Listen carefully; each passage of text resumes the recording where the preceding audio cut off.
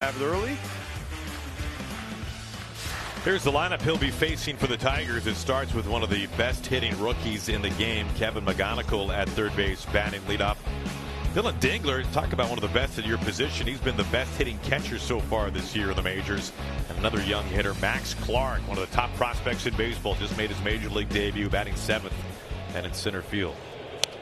Well, we're underway, and McGonigal fouls away the first pitch for strike one. Mariners off yesterday, getting the trade deadline day off. I don't know, for a player, is that a better thing or worse? No distractions. No distractions, but yeah, as much as players talk about, we're not really paying attention, whatever happens, man, they're paying attention, that's for sure. Not just for them, sure, but for their teammates, for their friends too, who potentially could be on the move. Now, Sir Anthony Dominguez now inside that Mariners bullpen, coming over in the deal for Luis Castillo. McGonigal in swing mode, 0-2. An all-star this year. One of just 6 batters in baseball with more walks than strikeouts this season. He has been instant impact for the Tigers. He swings and misses. Not an easy thing to do for McGonigal. And there is out number one. Good start for Hancock. Again, I talked about those breaking balls for Emerson Hancock, but this pitch has been the consistent, that heater at the top of the strike zone. We know he didn't have that last year. Gets that plus velocity, gets that strikeout. You mentioned the fact, McGonigal, tough guy to get that swing and miss. Gleyber Torres bats next. Number 2 hitting second baseman, having a nice year. Been a real on-base threat this season. A lot of walks, hitting for a good average. His name was certainly discussed plenty around the deadline. 1 ball and 1 strike. Tigers took a series from the Mariners earlier this year at Comerica Park. And A.J. Hinch's ball club, I tell you what, they had 1 month that was truly disastrous. And it has really shaped the entire landscape of this season for the Tigers. In the month of May, they were the worst team in baseball. They went 6-22. At the end of the month of May, they were tied with the Rockies for the worst record in the major leagues. But since then, they've been one of the best teams. 2 balls and 2 strikes. Only the Red Sox have played better in the American League since June 1st than these Tigers. And giving up their biggest asset, that is Tarek Skubal. You knew it was going to come. Free agent at the end of the season. Trade to the Dodgers. On the ground, something that Torres does quite a bit, and there is out number 2. Man, keep in mind too, Goldie, these same Tigers just a couple years ago were sellers, and all of a sudden surged in that Central to come back and make the postseason. Well, the thing about the Tigers this year, if they had dealt Skubal, you could maybe make the case that they're still hoping for a chance to push for the wild card. But when they also dealt Casey Mize to the Padres, then it felt a little less likely that that could happen. Right. Not that it can't, certainly. It's baseball. Anything can happen. But you deal 2 starting pitchers and one of the greats in Skubal, which seemed like that was inevitable. Does give it a little bit of a different feel for the Tigers. 0-2. Good number of swings and misses already from Hancock on that fastball tonight. Dylan Dingler, 23 home runs. He has been tremendous this year, an all-star for the first time. Yeah, just taking over that starting catcher's position. And Jake Rogers, he was traded away.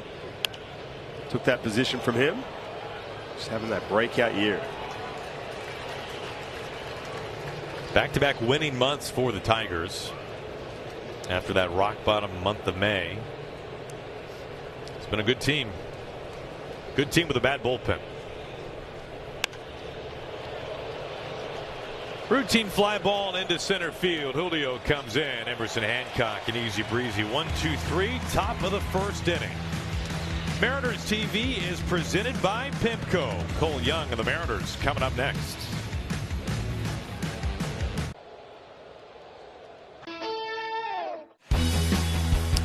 Mariners beginning the series here tonight against the Tigers as Cole Young leads things off for the Mariners once again here today.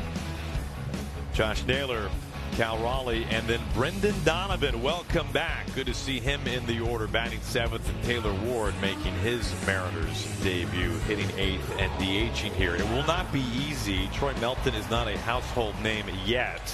Mariners fans remember him probably from the postseason last year. He was dynamite, and he has been excellent this year since coming off the injured list. Yeah, he has. You mentioned the injured list. Had some elbow issues. Started the year on the 60-day IL. Made his season debut in May.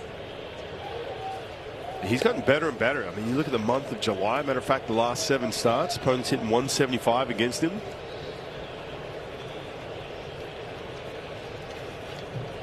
The 1-0. That misses down and in. Cole Young does not go around. It's 2-0. Well, the Mariners coming off a series win, and right now the focus is to stack some more of those as they are trying to track down the Astros.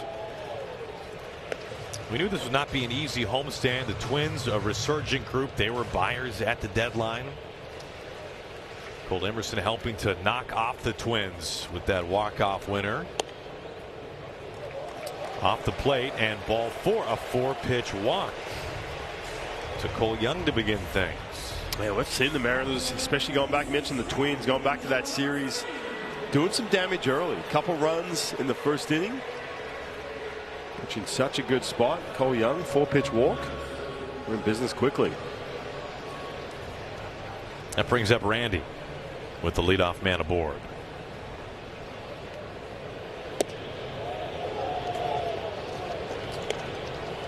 Now, the Mariners had a thing for scoring early against the Twins. That was a real theme of that series. 2 runs in the first inning each game.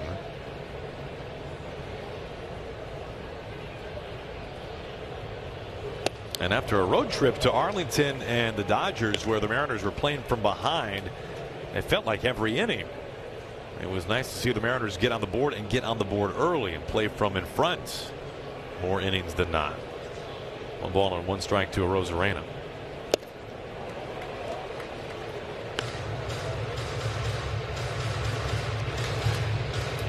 But we knew it would be a hard homestand in terms of the quality of competition. Twins much better. Mariners managed a series win. Tigers, although under 500, have been one of the best teams in baseball the last couple of months. And then, of course, the Rays, best team in the American League, will be coming to town to wind down the homestand. So it is a very difficult month of August. There is no question when you look at the strength of schedule for the Mariners. One of the hardest in the game.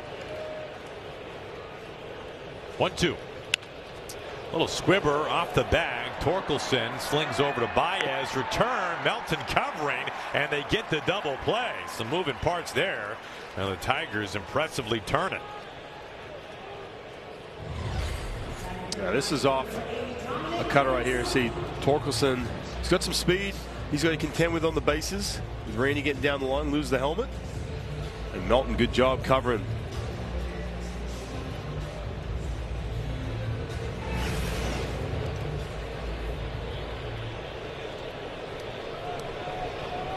Here's Canzone with suddenly 2 outs and nobody on base.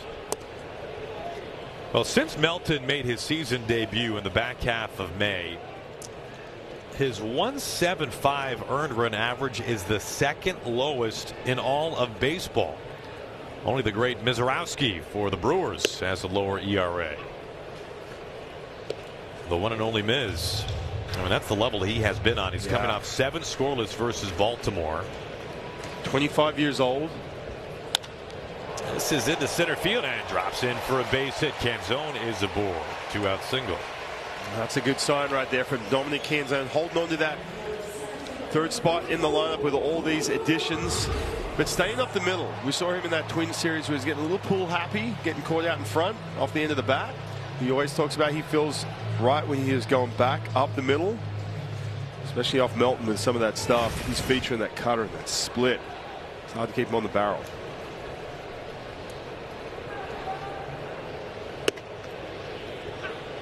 That ball clips the outer corner. Strike 1 to Julio. Now the cutter has been an incredible pitch this year for Melton. Throws it almost a quarter of the time. And opposing hitters are batting .082 on it.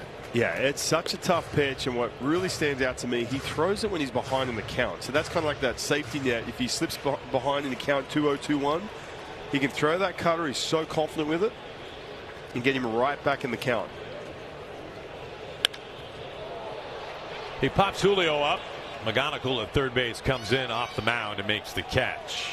A runner stranded. Mariners do get some traffic off of Melton, but can't zone left at first base. Mariners and the Tigers beginning the series scoreless after 1.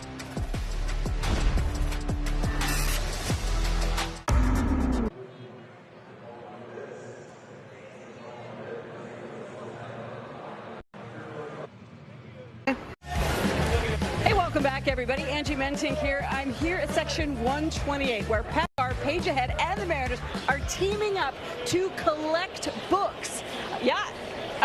Together they've been putting books directly into the hands of young readers through RBIs for literacy since 2007. PACCAR and the Mariners are helping create opportunities for young people across the Pacific Northwest to build stronger futures through literacy and through RBIs for literacy and the Page Ahead partnership, guys. Books become a gateway to confidence, education, opportunity, and lifelong success, connecting the Mariners' history of community impact with the next generation of readers who will shape our future. Back to you. I spy Spy School in that list of books that they had on the counter there. Spy School? Yeah, that's being read in the Goldsmith household right now. Oh, yeah? Yeah. Nice. I'm challenging myself. We've just entered into the Harry Potter book series. I'm straight audio book on that. That's heavy lifting. That is. Riley Green leading things off, an all-star for the 3rd straight year. You do all the voices? I've been told not to do the if we're reading along, I've been told not to do the voices. I'm like, I do a really good English accent. The kids have told. Have yeah, just read it. Yeah. Wow, that's come on, kids. That hurts Let me confidence. perform. That's right. The 1-2 is low. 2 balls and 2 strikes. Tough crowd.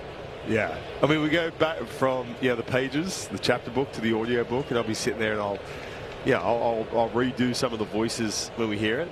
Like, stop it, Dad, in the car. So yeah, I need to shut it down. Second strikeout for Emerson Hancock early on today. Changeup gets Riley Green. Detroit's offense has been good of late, but Riley Green, it's been a struggle. That's a changeup from Emerson Hancock. I said this in the open too. I mean, you think about it, where Emerson Hancock is right now, 21st start he's making today. You go back to the start of spring training, obviously where this team's at, it's always a roller coaster, but what he's done, it's been one of the biggest stories all year long. The fact that he is a big name out there during the rumors with the trade deadline going on. He was supposed to be that 6th man, the guy to fill a spot. Well, hey, you mentioned that the Tigers offense has been rolling as of late, and it's been, I mean, I think unbelievable is actually a pretty good way to sum it up. They've scored 55 runs in their last 5 games. 27 extra base hits. 11 of those have been home runs. A quick one skipper and it ticks off Cole Young's glove. As a team, they have OPS'd 1,000 in their last 5 games. They have scored 8, 9, 11, 13, and 14 runs in their last 5 games. Yeah, coming in 4-1. Who needs Derek Skubal? You can afford to give up a few. Infield base hit for Colt Keith. There's Torkelson. Yeah, they've all been swinging it. They are coming off a series sweep against the Athletics. Man, the A's are in really bad shape. And before that, one of those performances, a 14-run outing, came against the Orioles. The Tigers have been hot. No question about that. Torkelson, the former #1 overall draft pick out of Arizona State.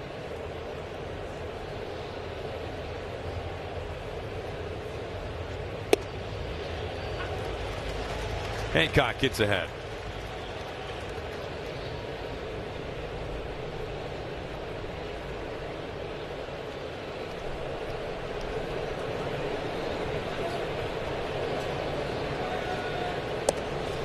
Four straight multi-hit games for Torkelson. And in 5 of his last 6.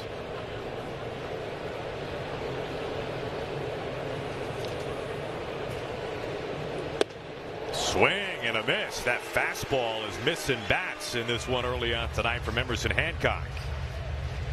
That's 96, but it's playing up a ton. What I mean by that, it's got that extra little jump to it. You can tell by some of these swings, he got that first strikeout of the game against McGonigal, that time against Torkelson, but just again, that 4-seam at the top of the strike zone, man, what a difference that has made all season long. Our first look at Max Clark. 3rd overall pick just a few years ago, drafted out of high school in Indiana, 21 years old. Top line strike, 1 ball, 1 strike. In the first round, the year he was drafted, it was Skeens who went number 1 overall to the Pirates. Dylan Cruz went number 2 to the Nationals. And then Max Clark, 3rd overall to the Tigers. 1 pick ahead of Wyatt Langford, who was selected by the Rangers.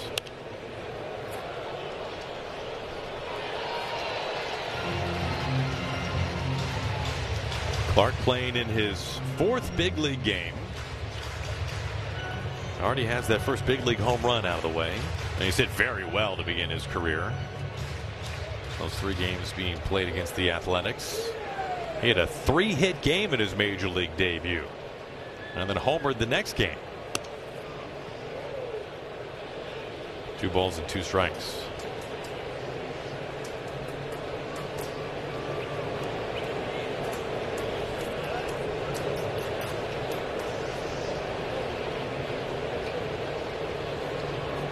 Overall, he's 6 for his first 12 in the show.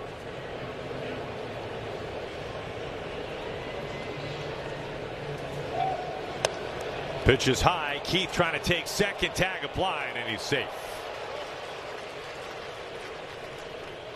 A rare stolen base for Colt Keith. Yeah, just timed this up. You see Colt trying to get that 3rd strike. Excuse me. Emerson Hancock trying to get that 3rd strike. Well, you got Emerson Hancock, Colt Emerson, and Colt Keith all involved in the same play. 3-2.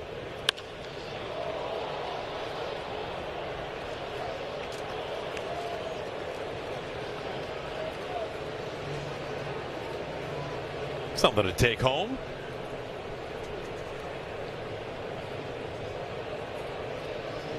The real thing.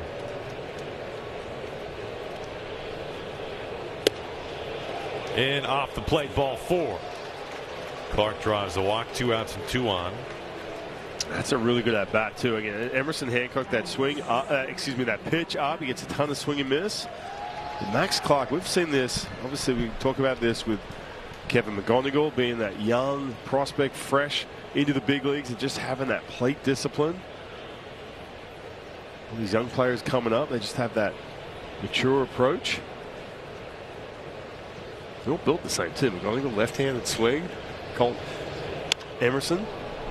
Baez into right field. This is a long chase to the corner, and Canzone makes the catch. Up against the padded wall, covering some ground. Dom Canzone, round number 3. And Javi Baez retired. The Tigers strand a pair.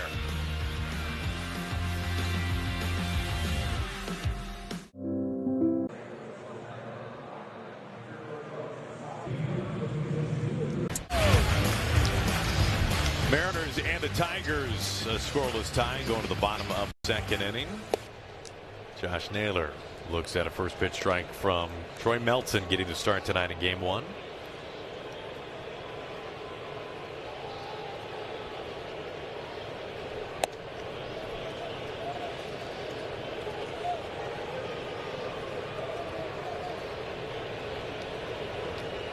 Josh batting .345 last 14 games.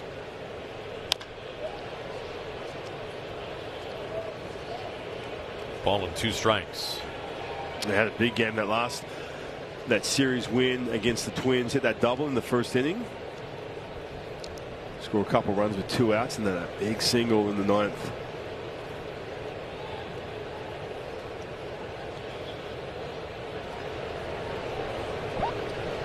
Trying to get on base for the 25th consecutive game. Looks like that will have to wait for his next at bat. One away. Well, Sunday you can score a baseball signed by a Mariners legend. With this exclusive offer, you'll get a ticket to the game and a mystery ball signed by one of the players unveiled in the 50 Greatest Mariners ceremony the night before. Tickets available online only, mariners.com/mystery ball.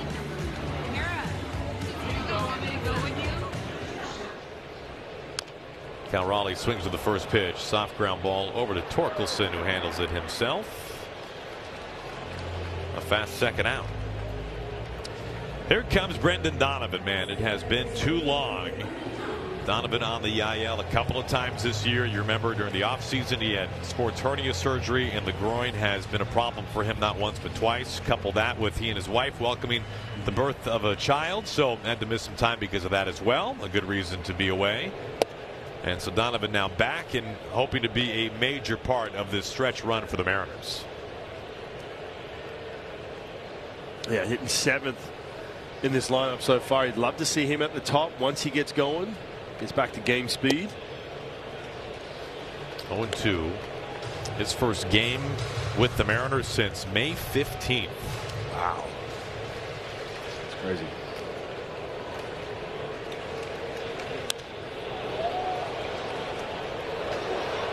Was hitting really well for the Mariners before landing on the injured list a second time. Batting for an average, high on base as well.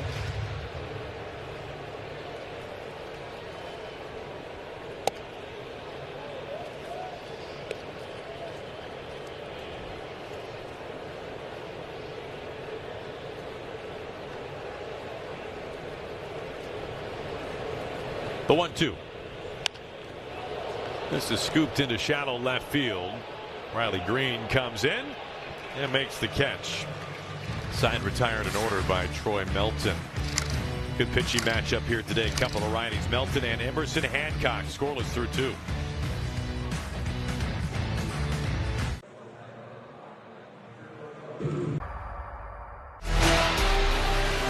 Mariners TV is presented by PIMCO, the insurance you get. Learn more at PIMCO.com.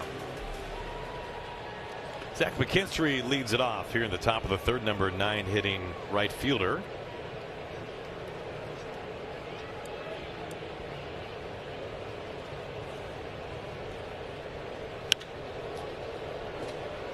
McKinstry last year in the postseason had a baseball quote that I absolutely loved. Now somebody was asking him about the nerves of playing in October. Yeah. And McKinstry says, you know what? I was looking out my window today and I saw some seagulls flying over a bus. They're meant to fly, right? I'm a baseball player. I was meant to go out there and play baseball. Wow. So just go out there and do what you were made to do and enjoy it. I thought that was great. Yeah, that was good. I like it. I mean, this guy, all these guys, they've been playing baseball their whole life. It is what they're meant to do. Just go play baseball. Make it sound really simple. Well, Aaron, it's not that easy, actually. As I soon found out when I got to this level. No, I love that. It's great. It's a good way to put it. He sends this into right field. McKinstry is flying into second base. He stands up there with a double, and somewhere some seagull is smiling.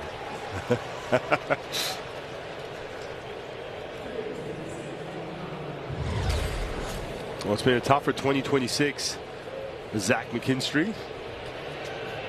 Getting the breaking ball down and in. When I off with a double. When I heard that quote from McKinstry, one of the things that stood out to me is that even at this level, even the best players in the world are just simply trying to dumb it down, make it simple, and not overthink it, right? And find a way to psych themselves out of making the moment too big. Absolutely. Yeah, it's tough. You play these games in your head, when it's a big game or you feel that pressure, especially in between the lead up. And I think some guys too, especially at this level, once they just step on the field, you wash all that away and just go about your business. You know what's funny about that? Yeah, I was with Bryce Miller yesterday morning. We were doing the Bryce Miller pitching camp. He was hosting the camp with me yesterday. It was so great.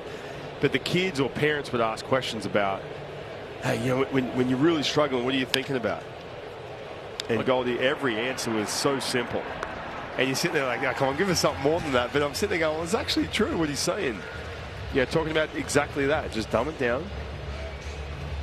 Simplify things and get it done. I think when you look at what has made the Mariners so successful year in and year out on the mound in particular, it's that ability to simplify. For sure. No matter your starter or reliever.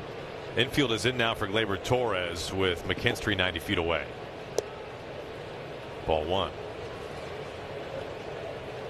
They have this ability to make things so easy to digest, to make things so simple that you're not having to think much when you're out there. Wave and a miss. 1-1. Especially when you hear the word analytics, where the game can get really complicated. Yeah, the Mariners' forte, the way they develop, fill up the strike zone. It wasn't every team just fill up the strike zone. But when it's simplified, man, it can be so effective. Off the hands, chopping. Emerson coming home and out at the plate.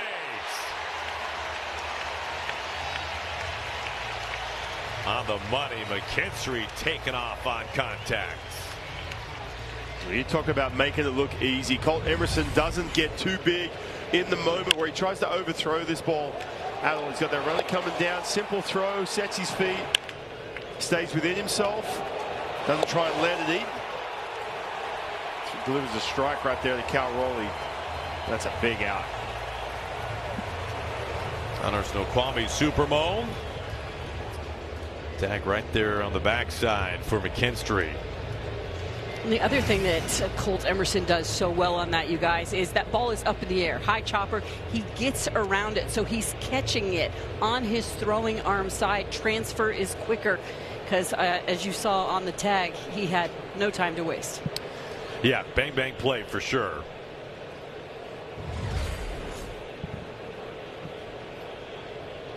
I mean, you can see him just getting side on, just setting those feet as the ball's in the air, like Andrew was talking about.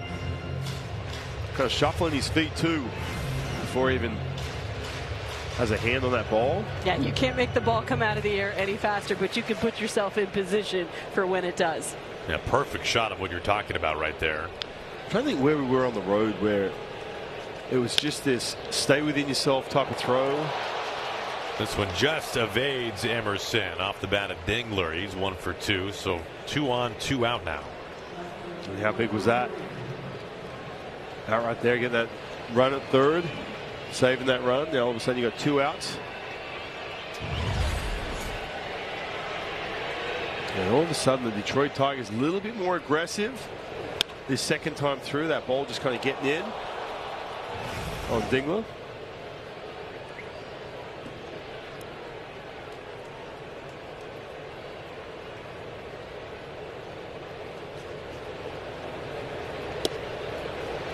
Down and in, strike one to Riley Green. Green has managed to cut down the strikeouts somewhat this year and walk more. He was one of the big strikeout artists in the game last year, over 200 of them. As this broken bat, not an easy play, a whip toss, and it's way away from Naylor. This is a problem. Torres scores, and Green is into second base. So a mixed bag of a third inning for Colt Emerson, who tried to make a highlight-worthy play and instead throws it away, and the Tigers get that run ultimately. Yeah, and again, just right on cue. We're talking about not trying to do too much. I think with this, Colt Emerson's thinking to himself, you know what? Riley Green doesn't have that speed. I can beat him with the throw. And I guarantee he'd be the first to tell you the minute he let go of that ball, he's regretting it.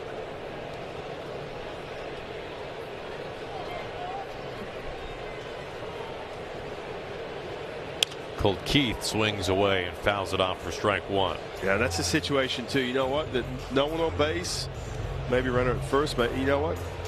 Let it go. But when you got 2 outs, that runner's in scoring position. You simply just have to hold onto that ball unless you 1000% know you can make that play.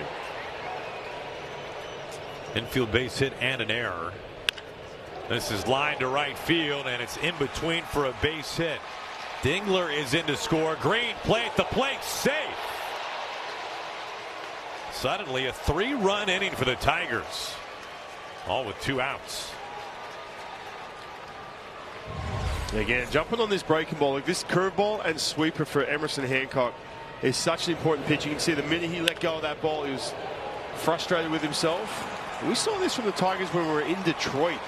They can pile it on quick. You're in that nice rhythm. You got that big second out. Next thing you know, just give up a 3 spot. Oh yeah, you really felt like once that runner was cut down at the plate, McKinstry, that you could kind of take a breath. Yeah, Riley Green, that little broken bat to Colt Emerson. Torkelson fouls off that fastball. Strike 1. And just jumping on Emerson Hancock. First pitch, second pitch, all of a sudden really aggressive. Second time through the order. 7th batter of this 3rd inning.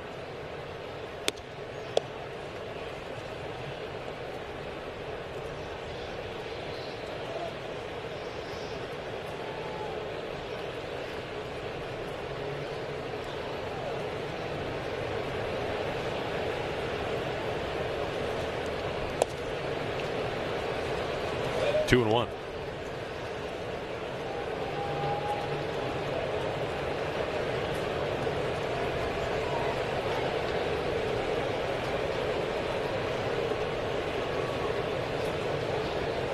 Two outs. Keith, the runner, at first base.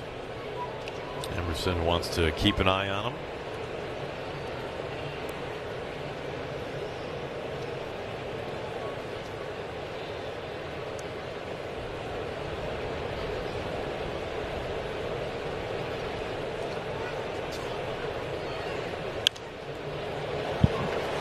Trying to bust him up and in, fouls it away, count evens. And this is that time where Emerson Hancock has to find that breaking ball, whether it's a curveball or sweeper inside the strike zone. Show something that you can command in the zone. We talk about this. It's gone back and forth the last couple of months with the command of that pitch. You can see these hitters are sitting on that fastball. Getting some really healthy swings. Back-to-back 20-pitch innings for Hancock after a 1-2-3 first.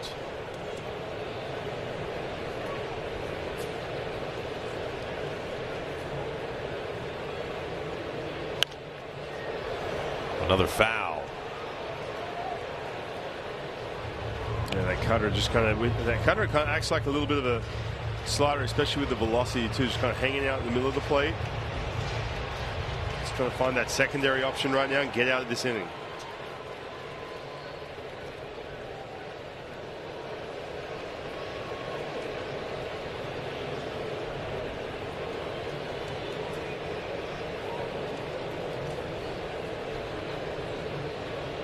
He's second guessing a little bit too. Cal Raleigh throwing a pitch down into the pitch column, snapping off, making sure they're on the same page. He got him. Fastball up and in puts Torkelson away, but damage dealt by the Tigers. In a 7-run third, they push 3 runs across.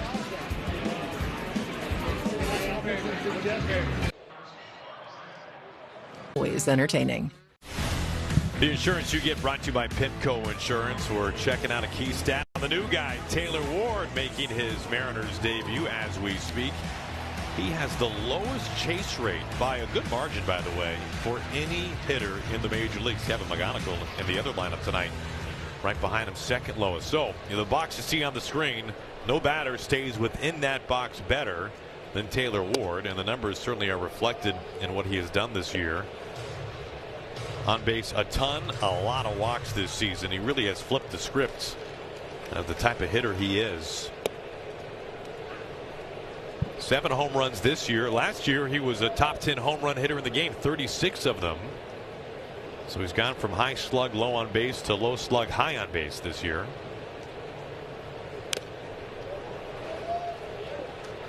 One ball and 2 strikes.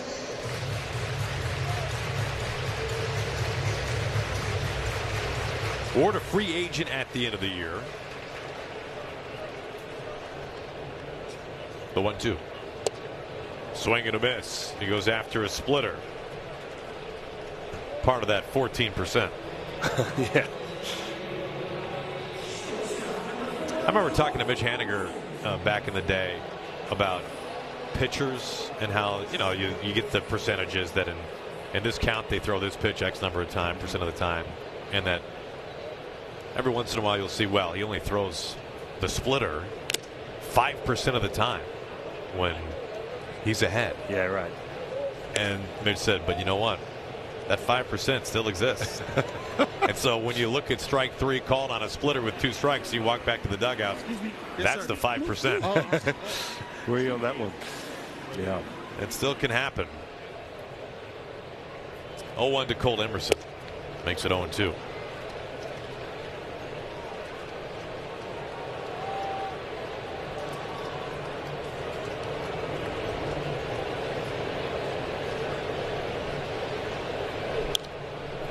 Well, Gold, you were talking about the Mariners and they're dominating the zone, throwing strikes.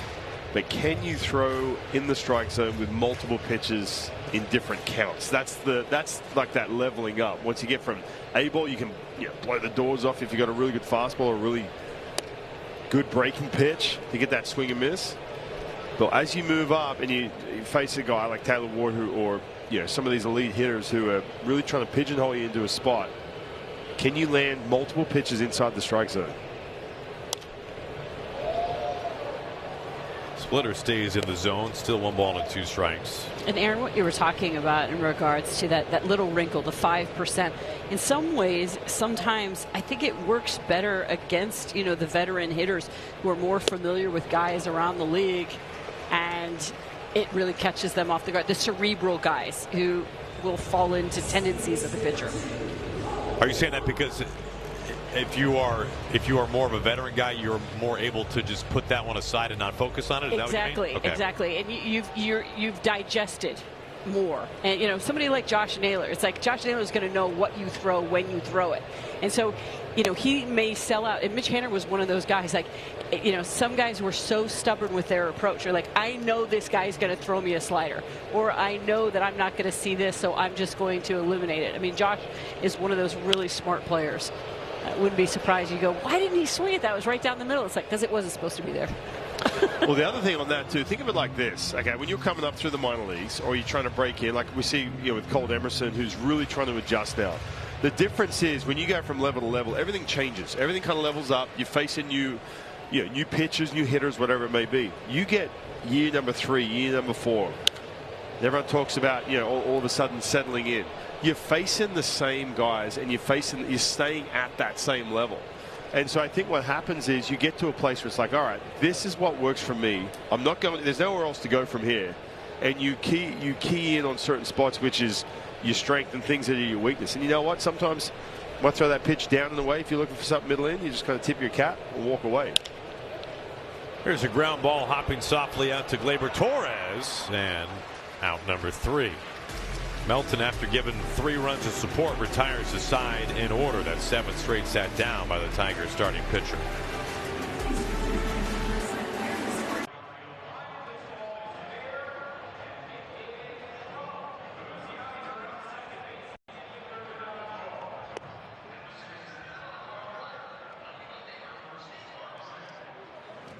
You want to know?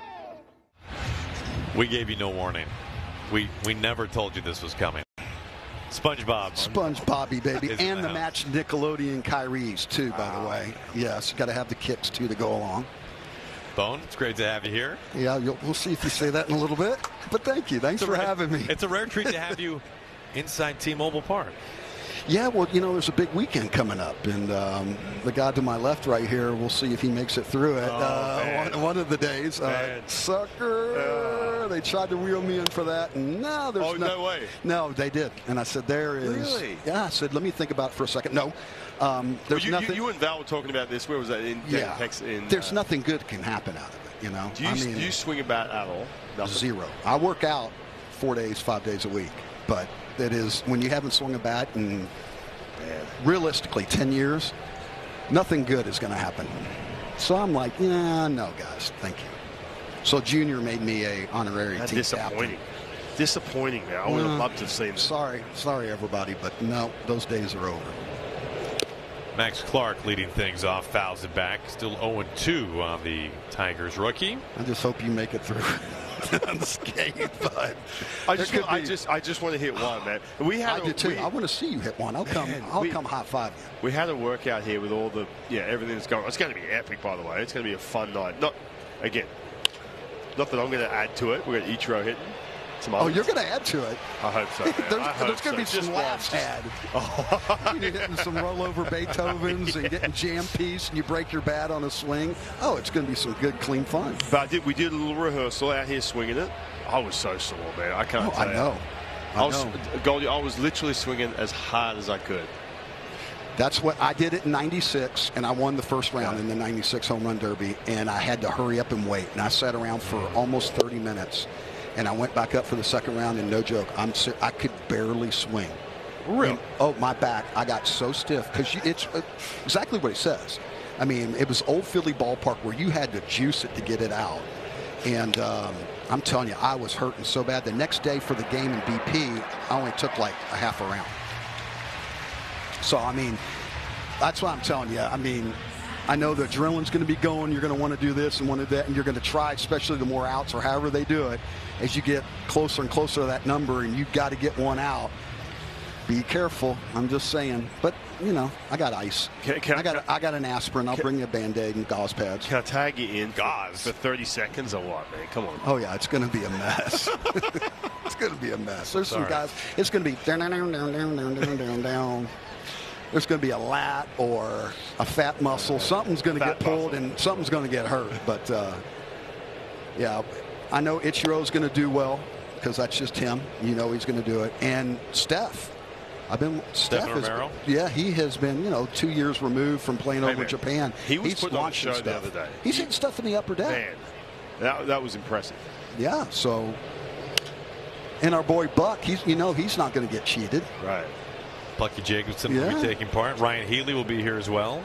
Ryan Healy. See, I haven't seen him swing yet. So, I mean, he can swing it a little bit, so it'll be good. It'll be fun. The over-under, I think everybody's expecting Ichiro, but I think it is definitely going to come down between Steph and Itch. Sorry, just saying. No, I agree. Trust me, I got a little sneak peek at some of Ichiro's competition. Man, I was impressed. Yeah, I like some of the interviews you guys have done, too. You and Buck, that was pretty good. Hypen's hardly talked about it. What do you mean? It only gets brought up to him every single day. Well, wait till it officially happens and he has to walk up there and step in and start swinging, and he is going to be so. Oh, I'm not saying you're going to be really nervous. You're going to be so nervous. So it's nervous. Going to be terrible. Already, yeah. I've already lost sleep. You're going. Yes, I just hope you don't throw up at home plate. As long as I don't whiff, man. If I just go up there and whiff you will. for 90 straight seconds. Now you just said it. You will. Because now you're going to be like, please don't swing and miss. Hey, Julio swung and missed at the very first pitch he ever took in the home run derby. Am I remembering that correctly? True story. Yep, you are correct, sir. Yep. And then I think he fouled the next one back, just got a piece of the second one, and then he got in the groove, and it was all good. It is nerve-wracking. It really is when that many eyes are on you, and especially if you hadn't done it before. It can, but once you get in the groove, you mean if you've never hit a home run before? Well, that too. That too. You even got a hit. No hits in the big leagues, man. Spring training. Wow. A couple in spring training. Attaboy, Nails. Naylor recovers and gets the out on McGonigal. That 2-out walk is stranded. Well, I would call that a really good pep talk, Jay. Yeah, nice job. I got him locked in. Thanks. Randy and Rosarena leads off the fourth when we return.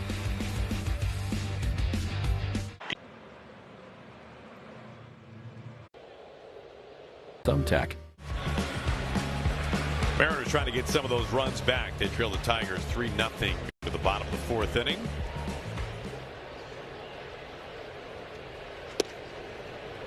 Strike 1 to Rosarena. Second time through the order for Troy Melton. Mariners saw him a number of times in the playoffs last year. In fact, tonight is the first time the Tigers are back inside T-Mobile Park since that incredible 15-inning Game 5 of the division series where the Mariners walked it off. But I remember every time Melton pitched in that series, he started one game, he made 2 relief appearances. truly every time he came out of the bullpen, you were thinking, oh, great, here's this guy. Yeah. He's got great stuff. He does. And now he's got to be the guy with Mize and Scoobs gone. Right. He and Framber Valdez will see Valdez at the end of this series. 50 season celebration night presented by Daktronics. Almost here. Franchise icons like Griffey Jr., The Bone, Big Unit, Ichiro, many more will be on hand for this epic ceremony beginning at 5:30. 50 greatest Mariner players all time unveiled. Mariners.com/50. Ooh, that's going to be fun. I'm not going to be feeling good come Sunday, something says. So they did the rehearsals for the run of show the other day when the ballpark was empty, and everybody who was here, who all signed a disclosure, I'm sure, saying they can't reveal too many details. I mean, said it was just incredible. The University of Washington band will be on hand on Saturday for part of the festivities, and I do not know what the surprises are, but I've been told on high authority that there will be some very, very fun and noteworthy surprises in that ceremony. Well, I tell you, I really and truly, other than Mariner Hall of Famers and numbers retired, I think that's a given. They're going to be a part of it. I have no clue who's coming, so I'm eager to see. It's going to be a blast. It's going to start Thursday night. They're going to have a nice dinner for us, so I'm looking forward to that. And it is going to be some libations, having good times. That's for sure. Canzone pops this straight back. Dingler a look, but into the crowd, still 1-2. Well, we did learn that Alex Rodriguez will be coming back to Seattle. Yeah, that'll be interesting. It'll be interesting to see what the reception is going to be like. What do y'all think? What's the over/under? More cheers or more boos? It is amazing when you go back and look at his numbers in Seattle. They were incredible. Looked like that got in on Dom a little bit.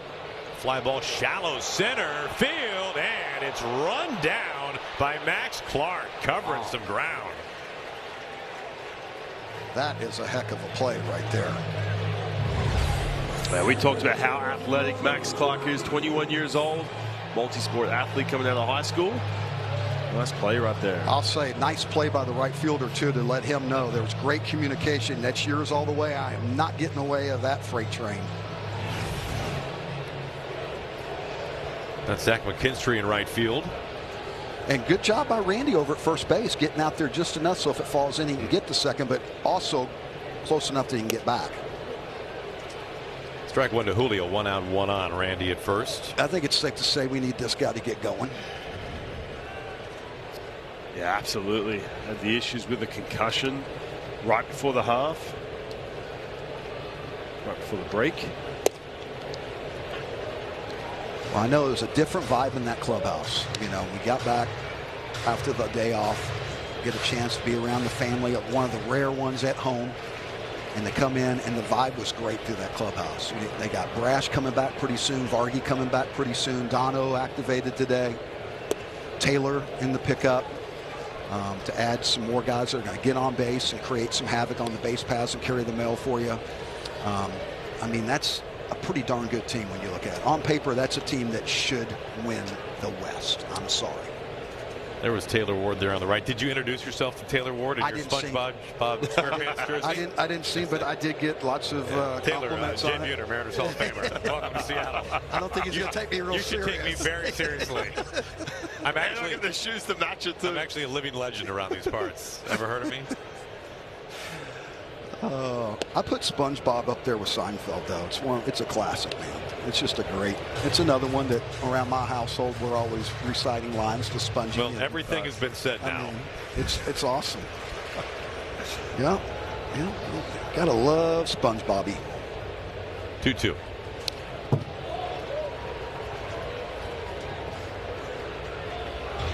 There we go. There are your people there, Bone. See? We found them.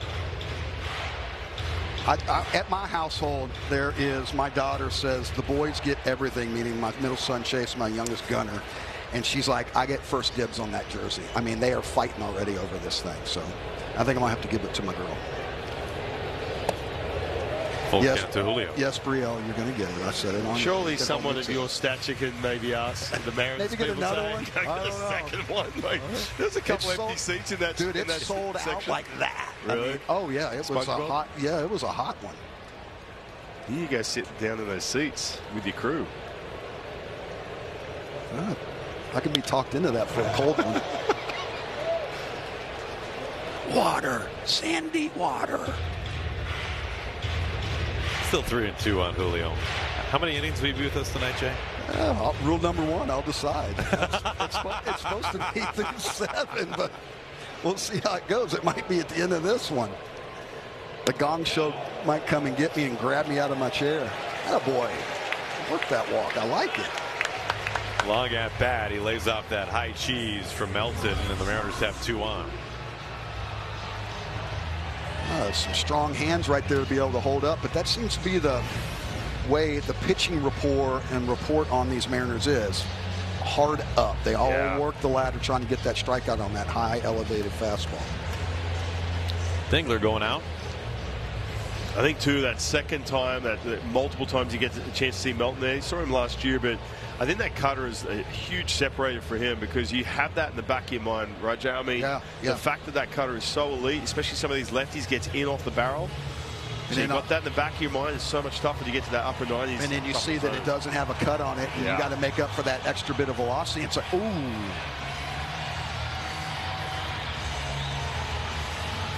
Jay, Goldie and I were talking about the day after the deadline vibe in the clubhouse. You've been there a million times. Is there something different the day after when all the dust is settled from a trade deadline? I think for these guys, knowing, like I touched on a little bit earlier, is they filled the void. I think the best guy that was available out there, they went and got him, and they addressed that for him. And then knowing that some of the other boys are going to be coming back healthy with Brash and Vardy. And then Dono in there today. So, I mean, that's a pretty darn good lineup, man. And some great arms in the bullpen now. Now your bullpen is really solid. And we know about the starting staff. Our starting staff is a few hiccups lately, but they'll get it going. I mean, golly, they've been so solid for so many years. Naylor, this is foul out to right field. Mariners now have the tie and run to the plate all of a sudden after a Randy single and a Julio walk. I like it. He knew one swing. This is the opportunity for me to take a chance right here and try to put 3 on the board and tie this thing up. He might do it again until he gets 2 strikes. It's been a while since he's put one on the board, right? We need to get one right here. Down and in. Yeah, you look at the season from Naylor, and from an average standpoint, just a strict batting average, it's been very good. He's batting over 260. The power is where he has lacked this year. He's not known for being a big, huge power guy, but he'll hit you 20 plus. Well, you're not used to seeing him going a month without a home run, which is what happened in the month of July. But he's playing some stellar defense, and he's in the lineup every single day. And he's a great leader. It's been 40 games without a home run for Josh Naylor. Yeah. During that time, he's hitting 276. Right? Yeah.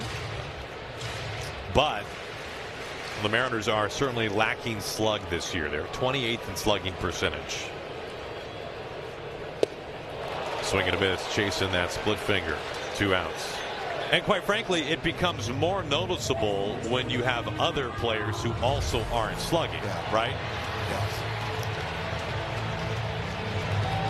To your point, you don't pencil in Josh Naylor for 30 home runs, but you do pencil him in for 20. Yeah, but you don't pencil Cal in for 60 either. Right, and that's kind of more to where it gets to, right, is that you've got this big 4, and we know who they are, and the Mariners could have made every possible deal at the deadline, and it really won't move the needle like those 4 getting going well. And they really don't need to. They just need these guys, this guy right here, to continue. You start to see it a little bit better. Talked to him earlier today. Feels a heck of a lot more comfortable up there.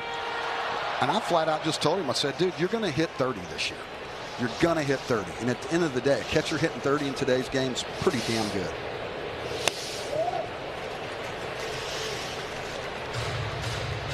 One ball and 1 strike.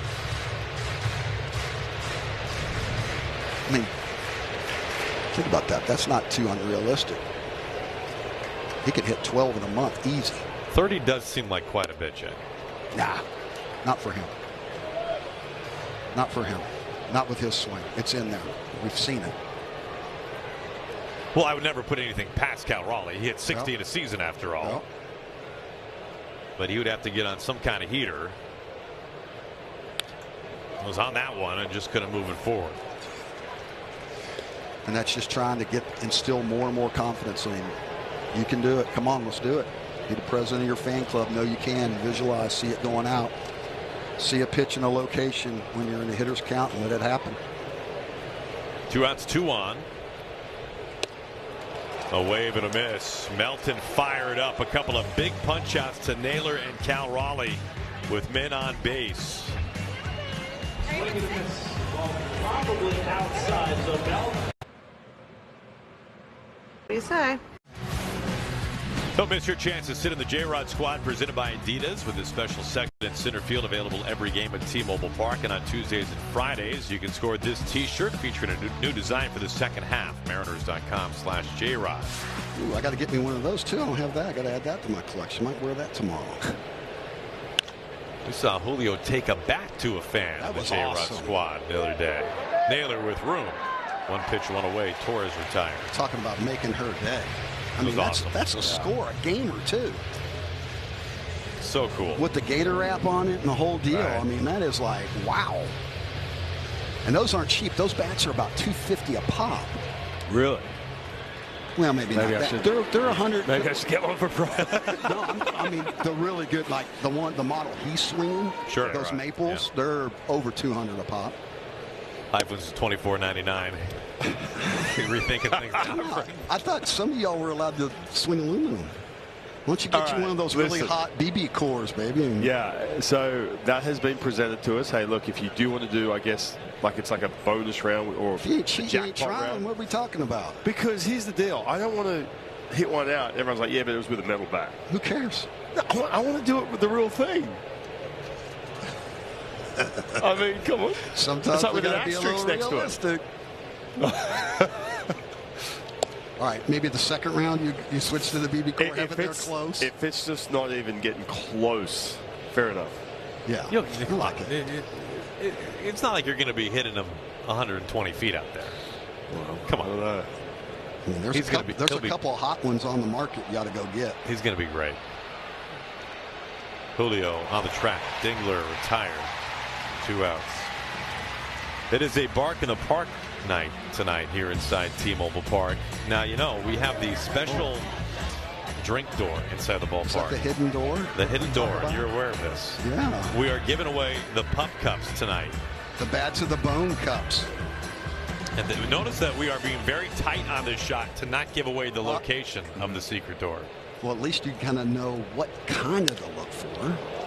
I mean, it's a door and a wall, so that might give it away. Yeah. You got to find it first. Julio, gosh. Riley Green going deep, his 16th, and it's 4-0 Tigers. These guys swing it. Now they can slug. Yeah. They're 10th in baseball in slugging. They're just outside the top 10 in home runs. And they've had a nice little run the last 4 or 5 games, right? I mean, yes. grief. And then they lose 2 top pitchers in baseball. Well, this is a changeup right here. This is a pitch. He's trying to get Riley, attacking Riley Green. Matter of fact, they're attacking him with that changeup back in Detroit. He's just got that plus power into the J-Rod squad. I think that's all because of location. Yep, he got him to strike out on that changeup in his first at bat, but the location a little different on that one. And let's face it, he got lucky with that one right there too, because that was a cookie down center strike. So 4 runs in tonight for the Tigers, a 2-out solo home run off the bat of Riley Green. This ball is just fair. And the Tigers are staying hot. That's their 7th hit now, and it turns out to be a stand-up double from Colt Keith. He's 3 for 3. He's made some great pitches and nothing to show for it. Shattered a bat. My goodness. They say it's a game of inches. Yeah, look at this. Just cued it right off the end. Just fair.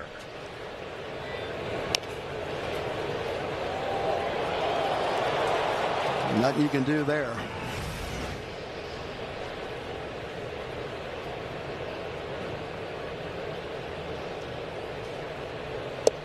But hitters will never say that it never evens out. No, it doesn't. especially that double. That's a double, too. Not a knock. That's a double. But it never evens out. Heck no. Ask him right now if it's evening out for him. That's the first time it's happened to him this year? No, but I'm just saying he's made some great pitches and got no love whatsoever. Oh, well, you're talking about Hancock now. Yeah. Well, I'm talking about, yeah, I'm going all over the board on you. This is in the air out to right field. Canzone is underneath it. Keith's double is stranded, but Riley Green tacks on a run with his 16th homer this year. Tigers leading going to the bottom of the fifth.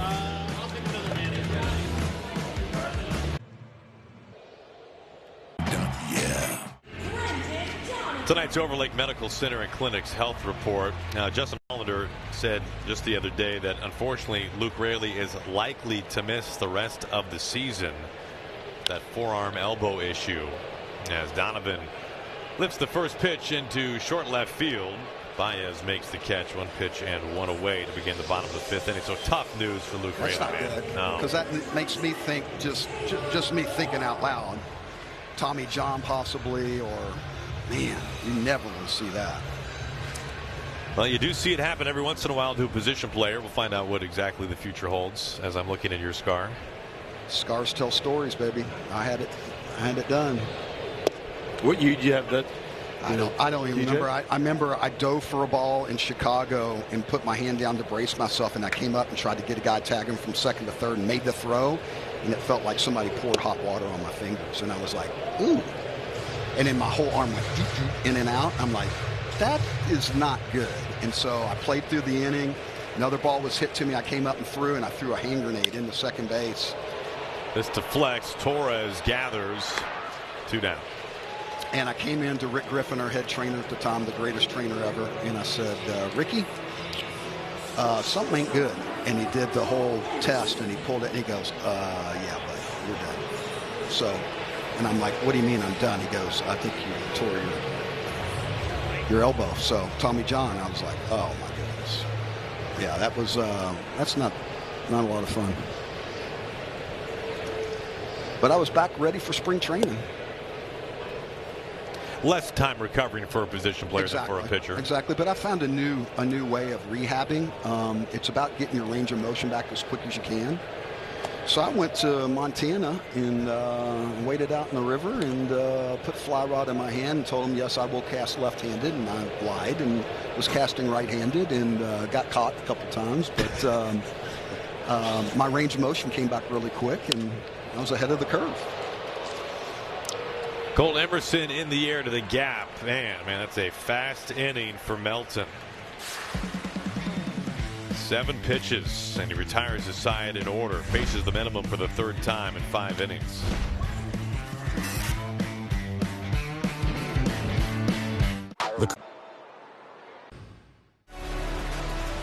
This portion of the game is brought to you by UW Medicine at Harborview. Backed by research and innovation, UW Medicine delivers all care at this King County-owned hospital. UW Medicine at Harborview, a higher degree of health care.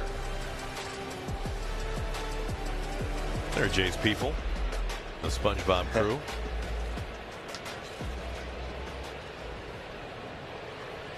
Tigers have a 4-0 lead. They're out hitting the Mariners 7-2 through 5 innings. Max Clark leads it off. He's been a top 100 prospect 3 straight years. Former 3rd overall pick. Just made his major league debut recently. Made a nice play in center field, too.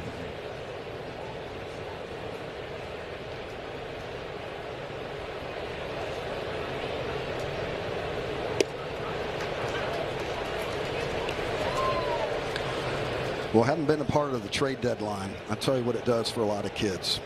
It's the opportunity you're looking for. Gives you the chance. They're going to throw you out there, feed you to the wolves per se, and say, go get him, kid. So it gives you an opportunity to make a name for yourself. And that's all you could ever ask for. Especially on Seinfeld. That doesn't hurt either, does it, Ange? No. Have you ever been asked to sign anything Seinfeld related? I get stuff in the mail every single day. Oh, that's all. Yesterday, If you before know, I you know. got on the plane and flew, there was somebody sent me an 8x10 that had the quote and them sitting in the living room, and I send it back. Yeah, sure did. That's incredible. All the time. It's amazing. People are making up cards now with it on there. Clark strikes out looking. One down to begin the sixth. And what was your awareness level that you would be mentioned in that show? Had no clue. Totally off guard. They never mentioned it, never said anything. And that show doesn't mention a lot of sports players, Sure. you know. So other than Keith Hernandez and a few other people, it's, you know, they kind of stayed away from a little bit. But to be mentioned on that show is like arguably one of the greatest shows ever. And you're a big fan of the show. Come on, how can you not be? Yeah, Everything in life, so every good. time you run into something, see something, hear something, somebody inevitably will give a Seinfeld line somewhere. I mean, it's just everyday life. That's what made Larry David so brilliant, and the show so great. And every time they replay it, my phone to this day still blows up. It's really cool. I mean, it probably made me. I was known for trucks and more trucks. I did used to play here a little bit, but I'm more known for Seinfeld than anything, really and truly. It's amazing. Have you? There's nothing wrong with that. I love it. I embrace that every single day. You mentioned Keith Hernandez. Mm-hmm. I'm Keith Hernandez, Yeah. who had such a great role in the show. Have you ever talked? Have you talked to Keith Hernandez about your Seinfeld? I haven't talked to him, but we had a round table with me and Digger and a bunch of the guys and all the people from the show, and we did a round table in spring training about 5-6 years ago, and it was incredible. It was so much fun. I mean, you talking about laughing? I mean, we couldn't even hardly get through the show. I mean, it was amazing. So it was a lot of fun, and Dig's a dear friend, and we still stay in touch. And he's like, hey, man, every time that comes on, they still remember me, so keep it going. And by Digger, you're referring to Ken Phelps. Ken Phelps, Ken Phelps, Ken Phelps. My people saw Ken Phelps. When people see me dance, they think of Elaine right away. Elaine. I mean, you think about how much you're mentioned, or how much your phone blows up. I mean, at least you're on the positive side of this. Sorry, Digger. Yeah, well, Digger doesn't care. Digger's a good man. Oh, he's incredible. Hi, Dig. I know you're probably listening out there. How you doing, buddy? Great man. Great ambassador for the game. Fellow broadcaster, too. Did a heck of a job. McKinstry out towards left center. Parks a base hit. Number 9 man for the Tigers reaches for the third time. He's walked, doubled, and now single. Message now from Hyundai. Enjoy your new car. Thanks. Gotta run. Okay, bye. Deal so right, it almost feels wrong. The Hyundai Getaway Sales Event. 2 outs and a man on as the lineup card turns over. This will be the 4th time through already tonight for Emerson Hancock. It's a very similar outing to what he did down against the Dodgers. We talked about that sweeper and curveball. I put that in the back pocket the last couple of innings. Just hasn't had that good feel for those slower breaking balls. No, he's up to 93 pitches, too, already. See Rucker warming up. Bizzardo there as well.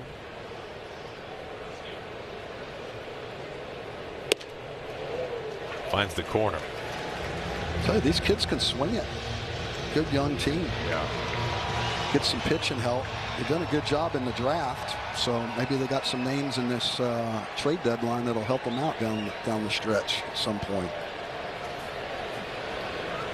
Yeah, it's interesting. We were talking about this earlier, Jay, before you came in. The fact that Tigers a couple of years ago sold off and then just had that run.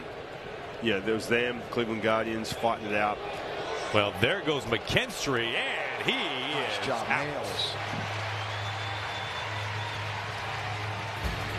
Hancock able to get out of the 6th inning. Tigers have a 4-0 lead.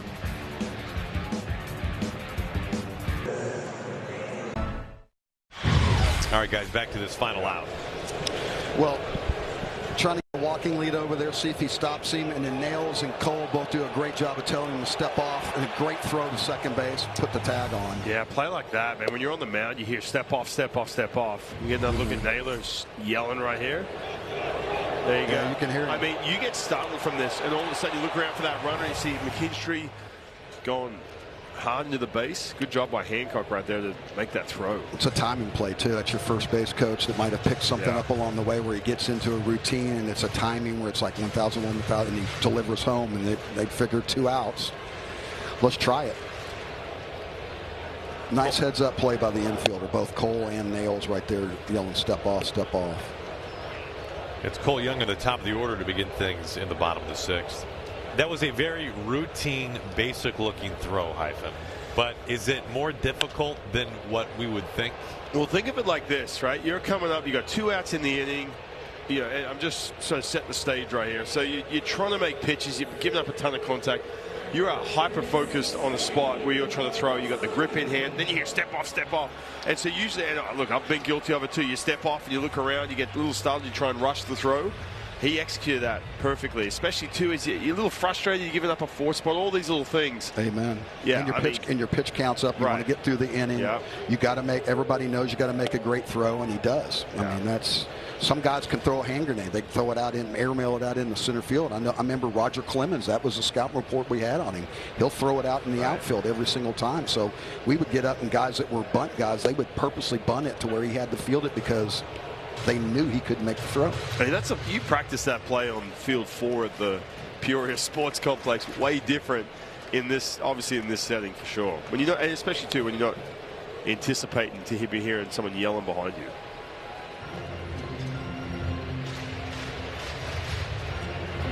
The baseball gods will keep you honest, because I can guarantee you that he probably, you guys are right, he wasn't thinking that was going to happen. So this is out to the gap. Clark is there. Boy, nice one-step angle right there. Well, the one and only Ichiro is headlining the Alumni Home Run Derby on Friday, presented by Muckleshoot Casino Resort. Hope you can be right here. Now, good news being announced today. This game is going to be televised. Friday night's game, the opening game of the series against the Rays, is being televised by Apple. Now, the Mariners have no control when a national TV partner selects them for a game, whether it be Apple or Fox or ESPN or NBC or what have you. And so it's kind of a tough draw for the Mariners that Apple picks up the first game of the 50 celebrations weekend, and it really complicated what would have been a relatively easy effort to televise the Home Run Derby, but it's been announced today that we will be able to televise the Derby on Mariners TV. So good awesome. stuff there. Nice. Looking forward to being able to do that so we can see all of Hyphen's home runs. We played 6. Tigers are in front. Oh, day made for this guy.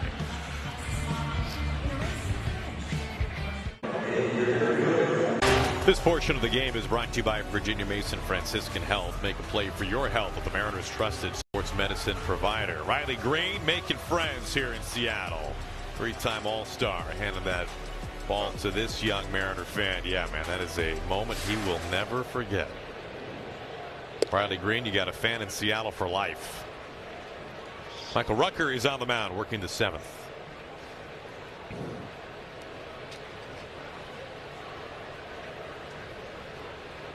Up and in, limbos and back. 1 ball, 1 strike. Muckleshoot Casino Resort pin report. Rucker pitching first man out of the bullpen tonight. Yeah, for Emerson Hancock, able to get through 6. Had that big play to finish off the 6th inning. The pitch count got up there, but 8 hits, plenty of contact. Give it up a 4 spot, hands it off to Michael Rucker.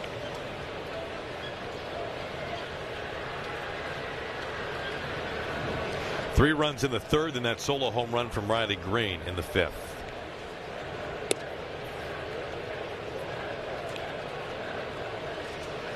Well, that shot right there showed you how close all those pitchers are to one another. They all talk. They all got each other's back. Jay, I was hanging out with Bryce Miller, sending you a screen right there yesterday. They all are. Look at them. And I was thinking to myself, we're hosting a pitching camp yesterday. The pitcher's called the ball, the catcher's challenging. ABS is powered by T-Mobile, and this would be ball 4 if it's not overturned. The call's confirmed. Seattle has 1 challenge remaining. So I knew it was a trade deadline, so I'm driving to the park thinking I'm going to mess with Bryce all morning, But as I got there, it's interesting because I started talking about Luis Castillo. He's pretty emotional about it, right? When he was talking about Luis, he was the rock, man. Yeah, and then he was talking about how like you just said, how close they all are. Yeah, it's so unique too. I don't think I ever had this in a rotation. I had some good friends who were in rotation, but not like this. Not I agree like with this. you. No, the fact they're all watching each other's bullpen constantly. Every time they go in, they're all talking it over and everything else. And so as the games go, as the camp yesterday morning was going on, I was thinking, okay, I'm going to mess him. Say, oh yeah, hey, look, Emerson just got moved. It just a mess. He didn't have his phone with him. But I'm thinking to myself, I don't even want to mess with him, man, because it reminded me what that means when you lose a buddy like that at the trade deadline. For these guys, their heart would stop. Yeah, it would sink so bad because they are so close, and it shows. Look at them right there. I mean, they are Mutt and Jeff, man. Those guys, and they're all really good. Yeah, and let's not. Louis was I mean, what a job he did for this organization, especially last year. I mean, came up with some huge games and first-class human being. So he will definitely be missed. He's a good man.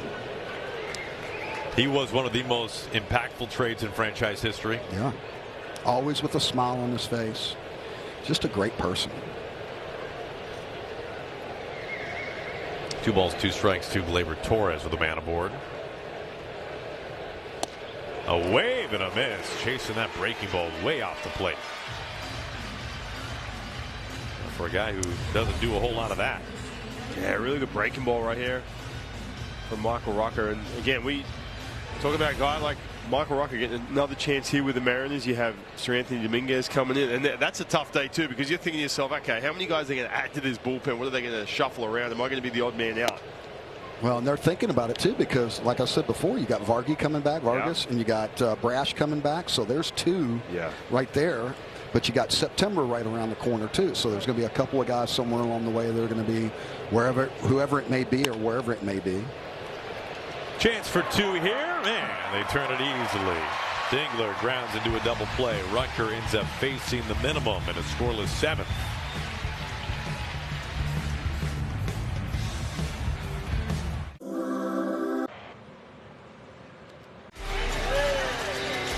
Today's 7th inning stretch brought to you by Washington's Lottery. Here's to building a stronger Washington. Washington's Lottery helps fund the WA Grant. Free money for college, training, or apprenticeships. When you play, all of Washington wins. Now, Dan Dickerson, Andy Dirks, Jason Panetti, the entire tremendous radio and TV crew for the Tigers, giving Rick $2,500 for his incredible Toys for Kids charity. That is awesome. Yeah, that is really cool. What a great man. What he does for this community is incredible. He is one of one, and really special for the Tigers, a team that Rick spent some time with back in the day, broadcasting for Detroit, that they would honor him like that. As Julio chops this softly, Baez on the run, and in time. Ooh, that's close. I think he's safe. Yeah, he's pointing back. They obviously will give a look at this to see if it's worth challenging or not. And I tip my hat to Julio right here. He is busting it. Some guys would be PO'd the fact that they roll over Beethoven on something like that, but he's sniffing a hit the whole way. Well, no challenge coming. He is out number 1.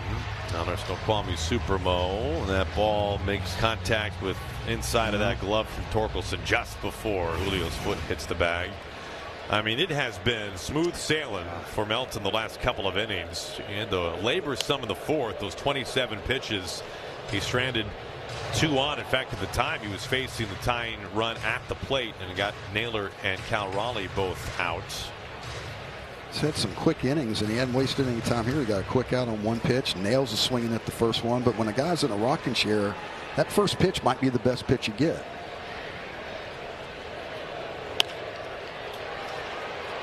Well, a long throw coming here. A skip intentionally, and they get Naylor. So 3 pitches and 2 outs for Melton. Message now from Jack in the Box. Don't get FOMO. Get my Philly-style bonus Jack combos and new Philly Munchie Meal. Welcome to Jack in the Box.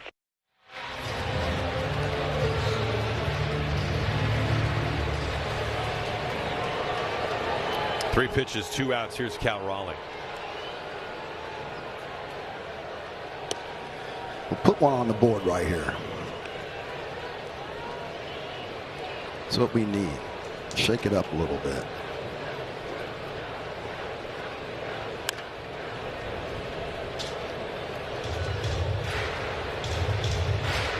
Mariners have just 2 hits off of Melton, both singles, Canzone and Arozarena.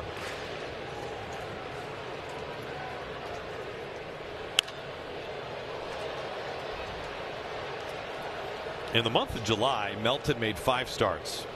In 5 starts, he posted a 0.92 ERA. In fact, the last time he gave up more than 2 runs in a start, you have to go back to the 2nd week of June. Wow. Pretty consistent. Like I said, he's going to get an opportunity with the void now over there on that staff. And I can promise you he's going to go to that split again, because that's what he got him out on the first pitch and got nails out with it, and seems to be his go-to out pitch. 2-2. Yep, there it is. Let's see if he goes to that elevated fastball right here. Donovan would be next. 2 outs.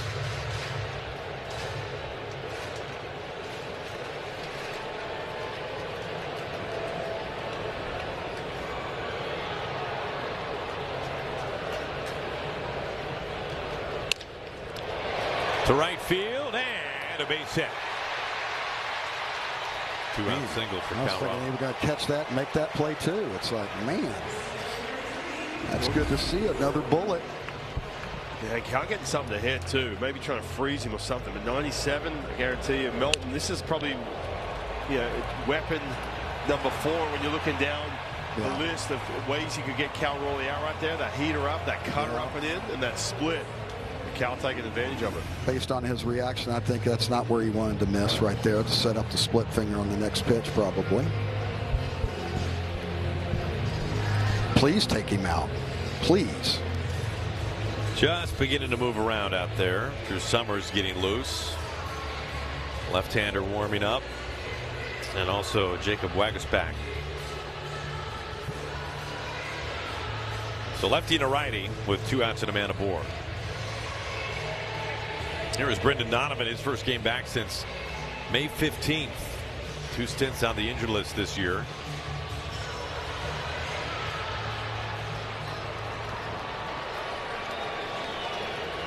Must be a nice way to come back.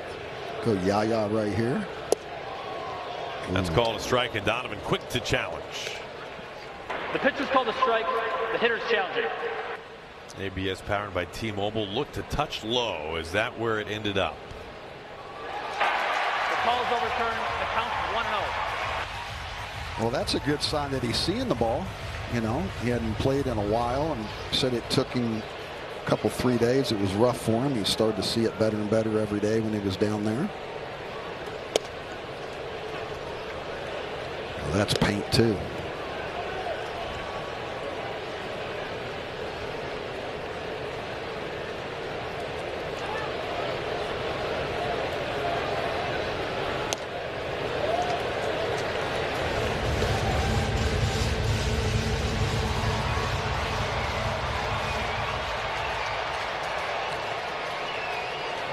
It's a career high 95 pitches right now for Melton.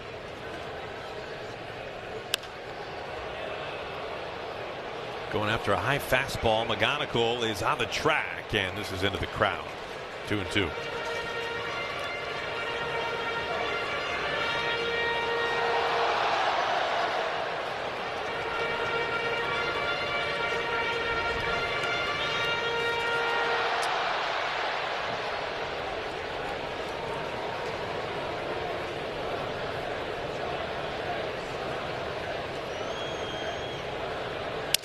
Broken bat right back to the mound.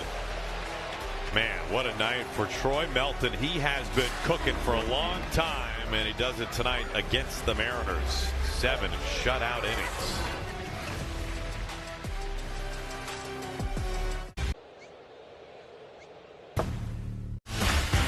Tonight's Chevy Silverado drive of the game. Riley Green homering his last time up, making it 4-0 Tigers. Yeah, a little change up. They just kind of hung out in the middle of the plate. That big uppercut swing, plus power, center field.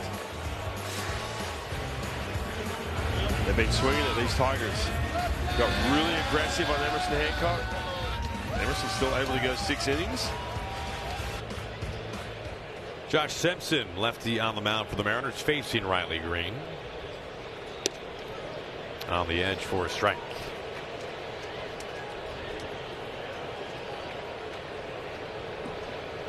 There you see Josh, just the 3 innings.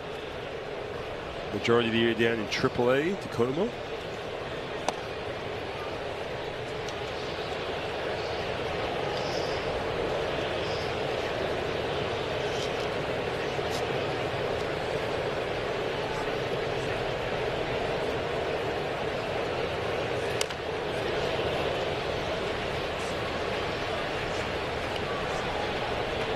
Riley Green, Colt Keith, Spencer Torkelson due up for the Tigers. So a couple of lefties and a righty for Simpson.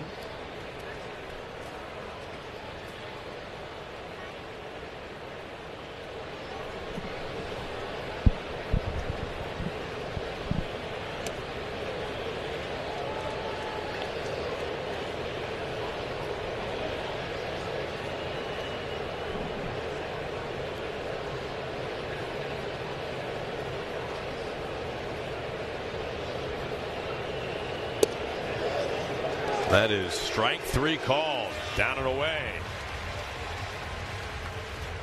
Yeah, Riley Green not challenging that pitch, but nice little sinking fastball, 93, down and away.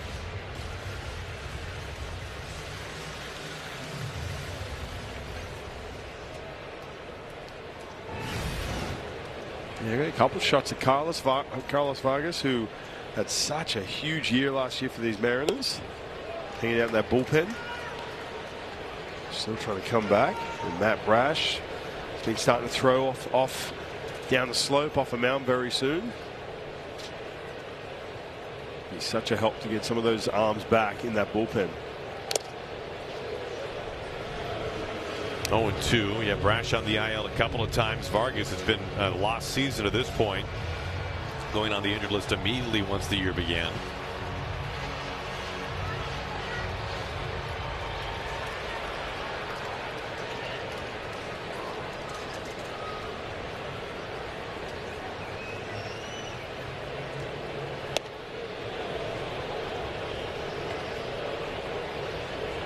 There's Vargas in the middle. Sir Anthony Dominguez on the left. New Mariners reliever.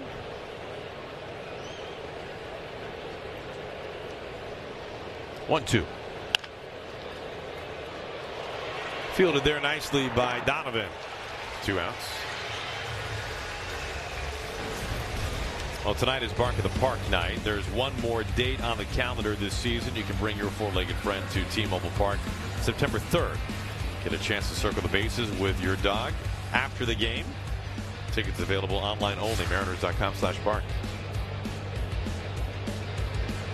Just waiting for a run, man. Yeah. It's kind of the vibe right now in that dugout, too. Trying to get some energy going offensively. Torkelson through the right side. His first hit tonight. Tigers' 9th hit.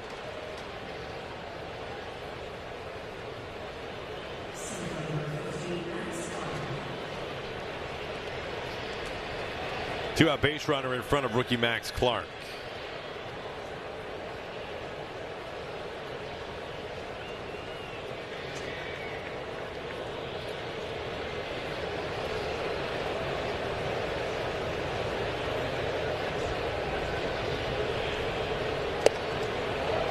That zips in for a strike.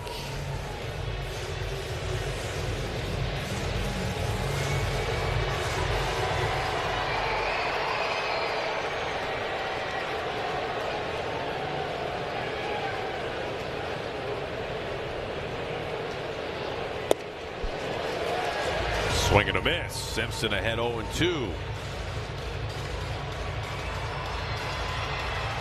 Clark calls time.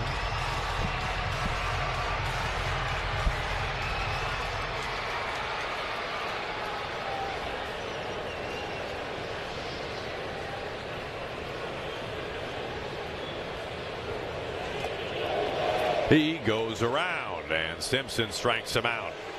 A couple of strikeouts for Josh Simpson in a scoreless 8th. Hazy night here in Seattle. Going to the bottom of the 8th. Tigers have all 4 runs. What else do you want to know? This copyrighted telecast is presented by the authority of the Seattle Mariners and may not be reproduced or retransmitted in any form. And the accounts and descriptions of this game may not be disseminated without the express written consent of the Seattle Mariners. Tonight's Western Washington Toyota Dealers pitching matchup.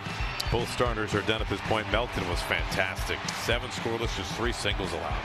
Yeah, he was really good. Look, having a huge month of July, really a breakout season. I've spent some time on the IL. The cutter and the split were just too tough for this Mariners offense. New pitcher on the mound, Jacob Wagasback, pitching for the Tigers. He's facing new Mariner Taylor Ward, making his Seattle debut tonight. Acquired at the deadline by the Mariners from the Orioles.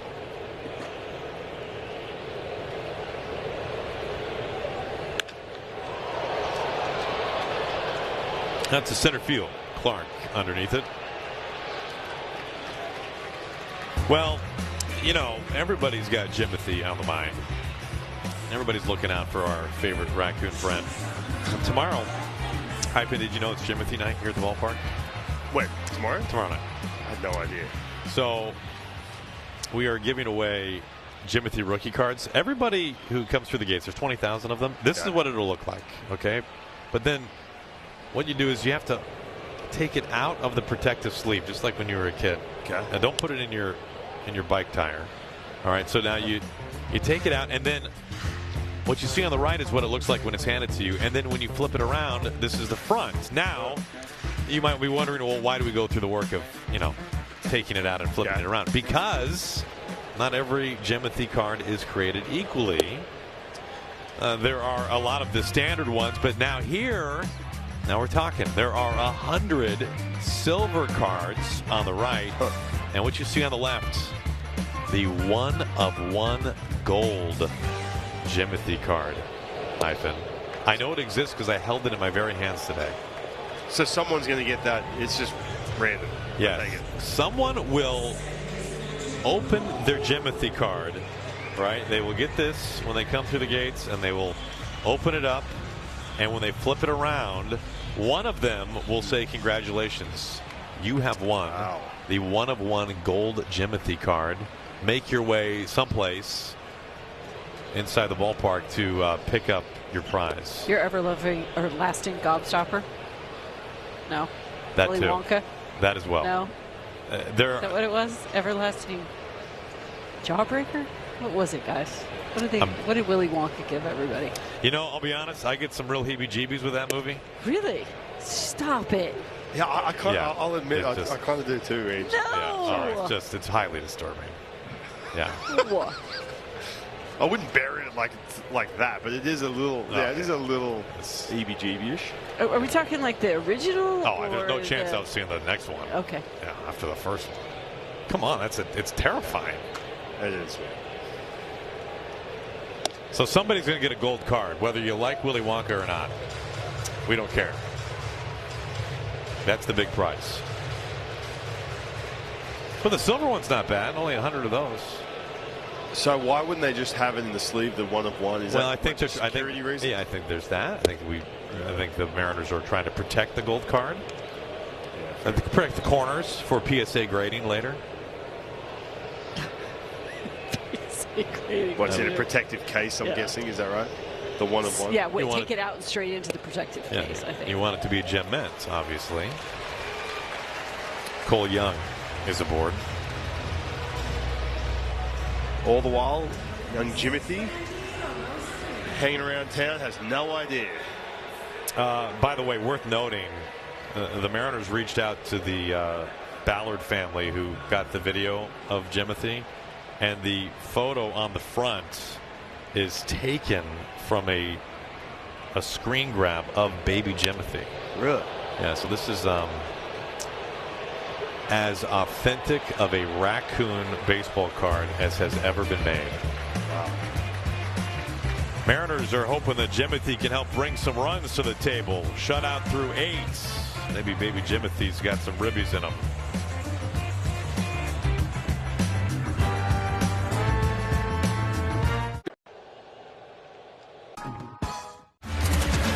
50 season celebration weekend starts this Friday with the Illini Home Run Derby starring iconic Ichiro. Then Be Here Saturday. 50 greatest Mariners are unveiled in a legendary ceremony. And on Sunday, you can score this limited edition 50 seasons pin. Lock in your seats at mariners.com/50. Mariner debut. Just acquired Sir Anthony Dominguez is up on the mound. Now first pitch strike to Javi Baez. I mean, they're going to get that plus fastball. The issue when you see that ERA just hovering around 4 has been the command at times. Don't say that again. Well, we're throwing up here.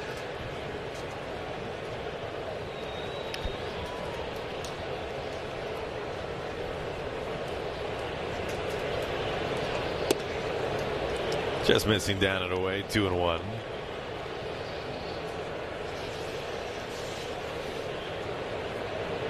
Sir Anthony in his 8th major league season. Originally with the Phillies for 6 years. Spent some time with Toronto, Baltimore, and of course most recently with the White Sox.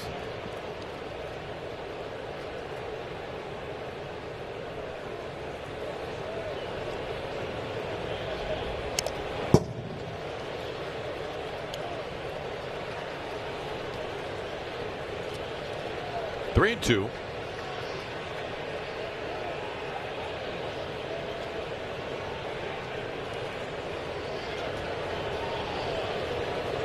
Time called.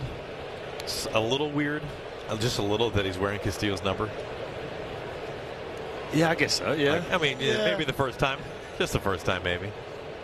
I mean, if you're going to do it, you do it right out the gates. You don't wait around and take it.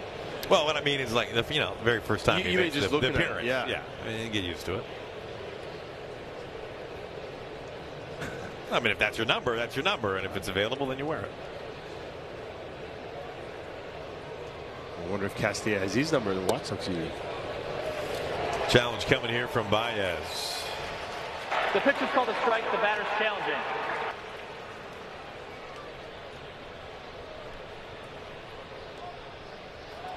The call is overturned. It is ball 4. So leadoff walk.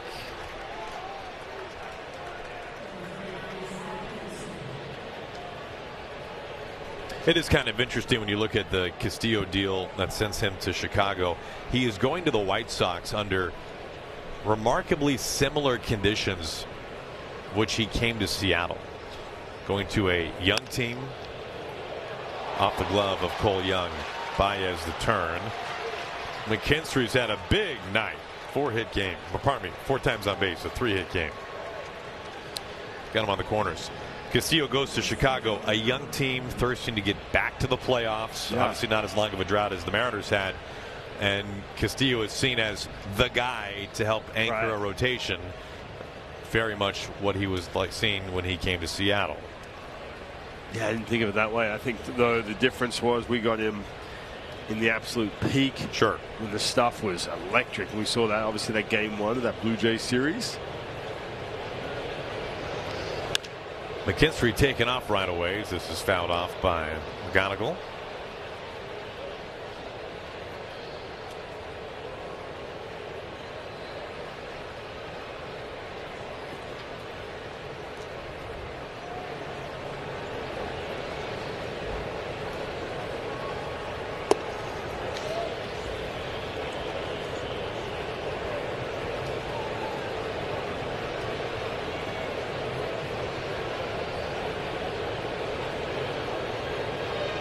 First and third for the Tigers, threatening to add on here in the 9th inning.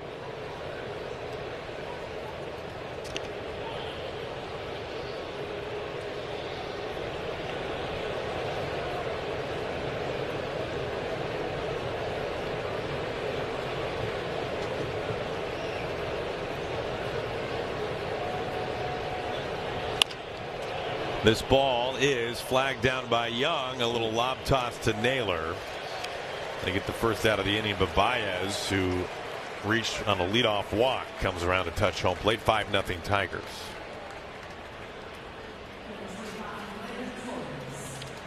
You see the infield pulled in right here with the runner on third base. Sometimes that play can be tough because you kind of get caught in between. You see Josh Naylor or Cole Young's, both of them hesitate. You don't want that ball to sneak through.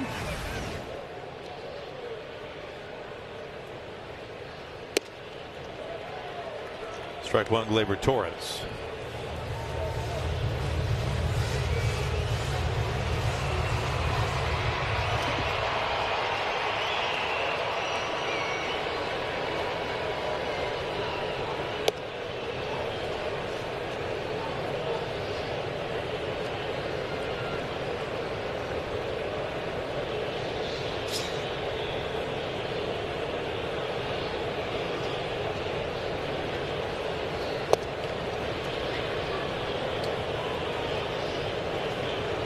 Well, the last time we saw Dominguez at T-Mobile Park, he was in a Blue Jays uniform.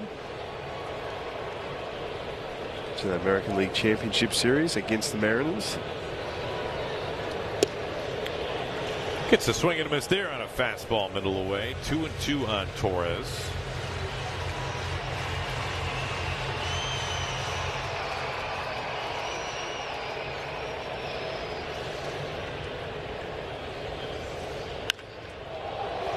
Rosarena going back on this, running out of room quickly and gone. Gleyber Torres all but puts this one out of reach.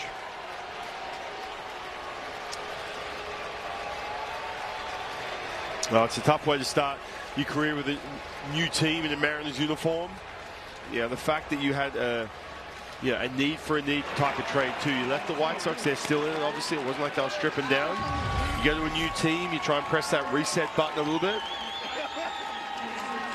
And you have a rough one out the gates. Yeah, we were talking about this Goldie early on in the game, the day after the trade deadline.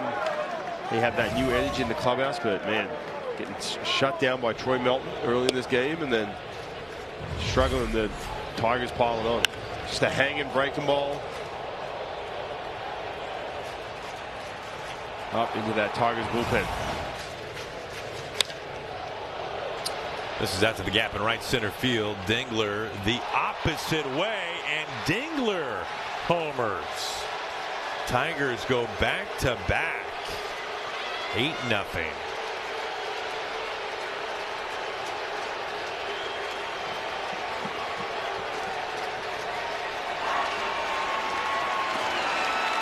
Golly, we saw this from this Tigers team. Mentioned the month of May they had. Really struggled in all facets, and we went there in the beginning of June to Detroit. They can mash too, man. They can put some runs up quick. One of 3 home runs hit tonight, Riley Green, who homered back in the 5th.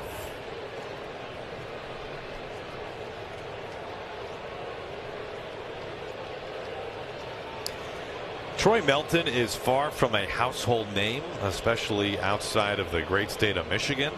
But the reality is he's been one of the best starting pitchers in baseball since the month of May.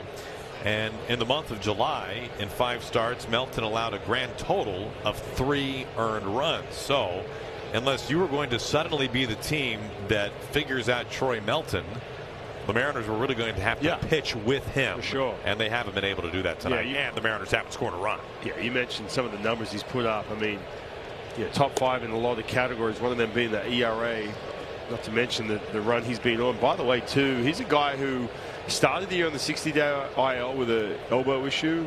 Yeah, there was a question, could he stay healthy? Velocity was up today. Cutter was filthy. It was going to be a tough night regardless. Well, a lot of traffic against Dominguez in his Mariners debut as Green parks a base hit into left. Bullpen is moving around for the Mariners. Yeah, just plenty of contact pitches, middle of the plate. Talked about Dominguez trying to make that good first impression. He's been around long enough. You know, he did this last year with the Blue Jays too. They had that issue in the month of August where all of a sudden the bullpen just imploded. And everyone started to figure it out. He had a really good month of September. But man, they are hoping for him. They want him in that one of those back end high leverage situations as we get into this really tough stretch of opponents coming up. 5 of the first 6 have reached against him here in this 9th inning.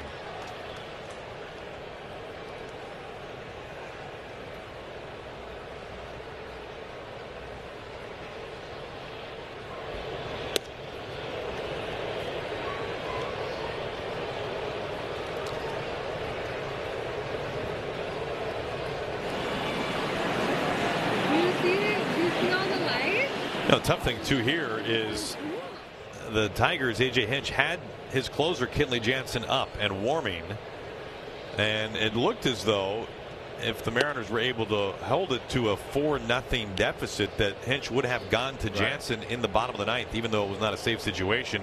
And now Jansen has sit down, so he won't factor into this one. I bring that up because it's a very, very small silver lining, but you at least could have made Hinch use his closer tonight. Yeah. And then in theory he might not be available for one of the next 2 games coming up later in this series, and now you would think he would be available for both. So a number of things that have not gone well this inning, some more obvious than others. We've got a pitching change. Cole Wilcox is coming in, not the debut that Sir Anthony Dominguez was hoping for as he walks Colt Keith.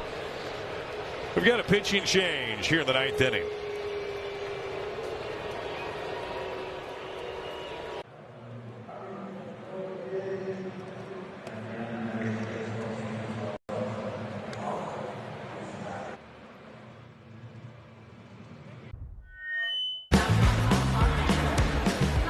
Tigers in front 8-0 here in the top of the 9th. We've had a pitching change.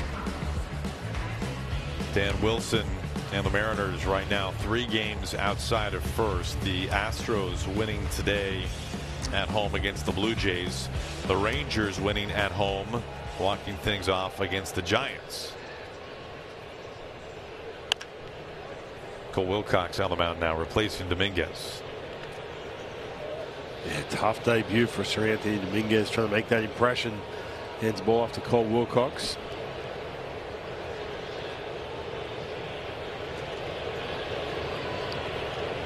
Keith at first, Green the runner at second. By the way, speaking of the Astros and Blue Jays, they pulled off the deadline deal while facing one another. Dalton Varsho traded from the Blue Jays to the Astros and got to immediately play against his former team. So that's always kind of a weird thing when you just walk down the hall, go to the other clubhouse.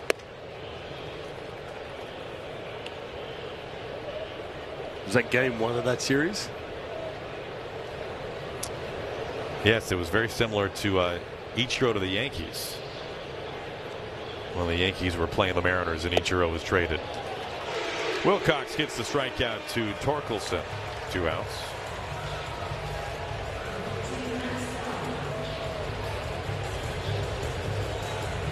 This will be the 9th batter of the inning, Max Clark. You know what's interesting about that too, and you talk about these teams that decide to go in on some of these trades, but teams that decide that, you know what, hey, we're going to sell off, or just kind of maybe add a little here and there, or whatever it may be. Or yeah, the Tigers, you look at the president of baseball ops, Scott Harris, the decision to sell, we're talking about Scooble, Casey Mize, 2 of their big, obviously guys in their rotation.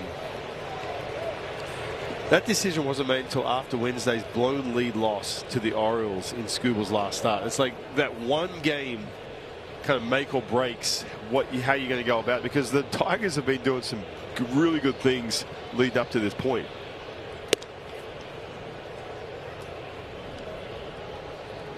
Well, since June 1st, only the Red Sox have played better in the league than the Tigers. The Red Sox had that incredible 15-game win streak.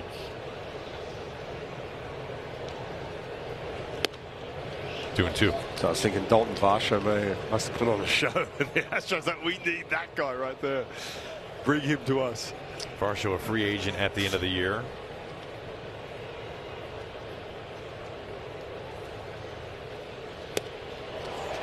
Swing and a miss. Wilcox strikes out both that he faces and ends the top of the 9th. To the home half. Mariners down to their final 3 outs.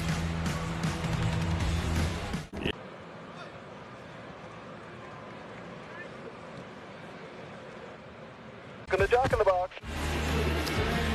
The updated American League wildcard standings with a loss tonight, which is looking highly likely for the Mariners. Unfortunately, they will fall behind the Orioles and the Tigers. 8-0 Detroit here in game 1 of the series.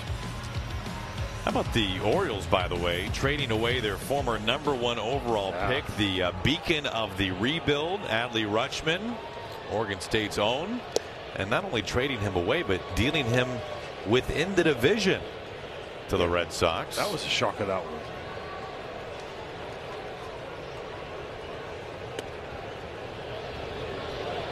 Dom Canzone leading things off. I think he's just going to be a monster from the right side, banging balls off of the green monster there in Boston. I think it's going to be such a great place for him to hit. Big, huge, expansive right field when he's batting from the left side. So, wow. That's one of those ones when you look at Adley Rutschman getting traded. We were talking about this goalie before the game, talking about how some of the adjustments you have to make off the field. With the moving your family around and getting your head around the fact that's going to take him a couple days. I feel like to feel like he's in the right headspace. I think he was really shocked by that. In fact, he's left Baltimore. He's hoping to be there his entire career. You mentioned too that he was that face of that team when they're going through that rebuild. Unfortunately, even though they've had some good years, some really good years with Rutschman there, they never won a playoff game as Dom goes down on strikes. Yeah, there was so much anticipation. Talk about that rebuild with some of the young players they had. They just never got over the line. Here's Julio. Rutschman and a number of teammates were walking in to see the movie Spider-Man when he found out that he had been traded. A big shocker to a lot of people. Did you end up watching the movie or what? I don't think he did. He's like, yeah, give me a couple hours. I'll address this after the movie. I'll go to the 9 o'clock showing after all. Got to handle a few things. Now that is ruled a strike.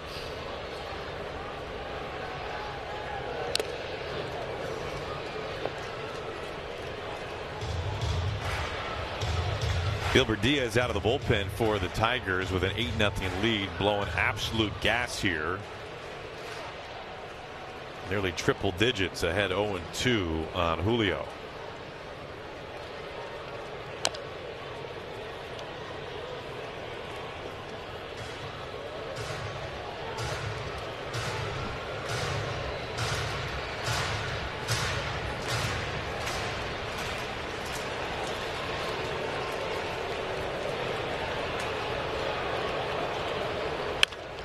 Julio stings this for a base hit.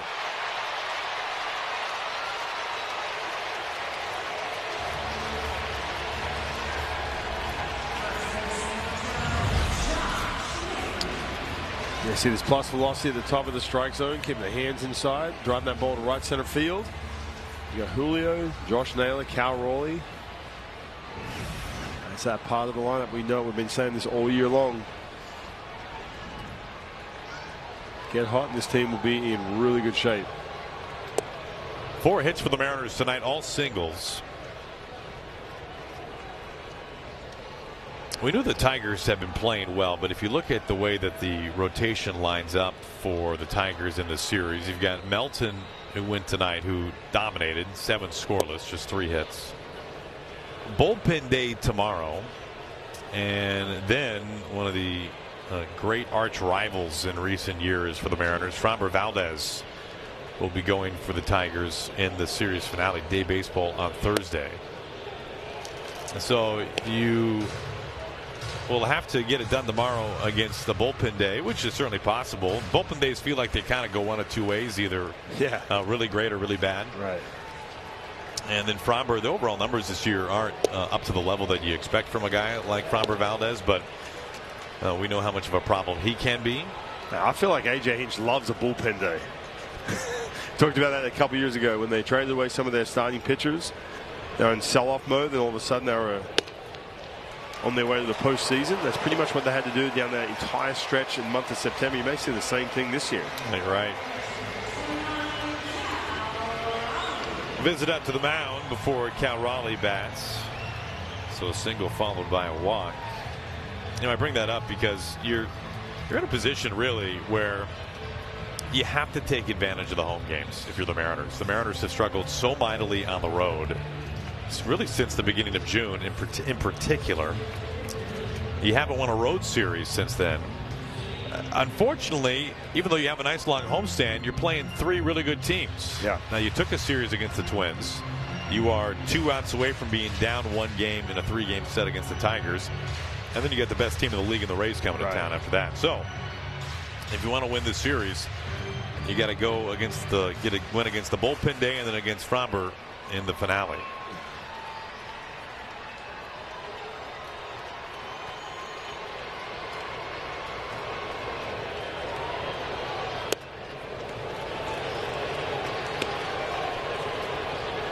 Ball 1 to count. And then you go on the road, obviously, for a just gauntlet of a road trip. At the Yankees, at the Astros, at the Brewers.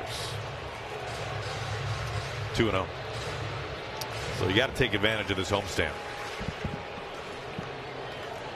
Yeah, you had some lofty expectations. We were talking about that during the Twins series about what this team needed to do on the homestand. Well, it feels like you got to win. Yeah. You have to win each series. Yeah, you do.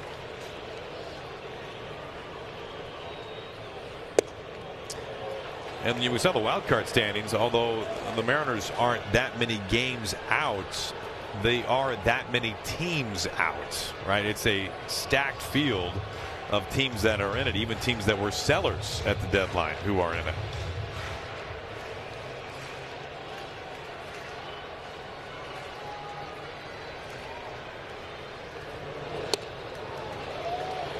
Three and two. Now, obviously, the Mariners would much rather be focusing on the division than on the wild card, but are currently in third place in the West. And both teams in front of them won tonight. Strike 3 call. 2 outs.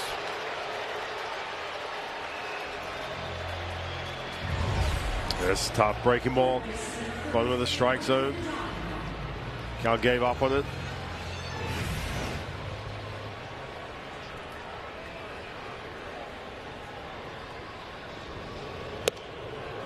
Ball 1 to Donovan. Last hope tonight for the Mariners, down 8-0.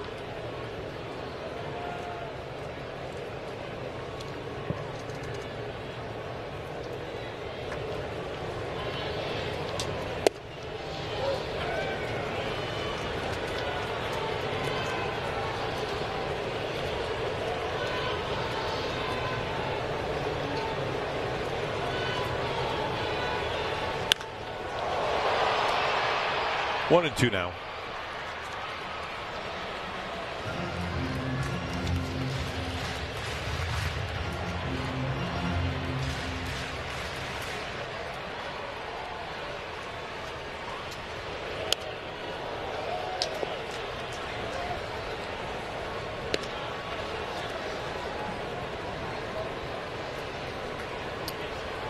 Mariners without an extra base hit tonight and 0 for 3 with runners in scoring position, so not many opportunities.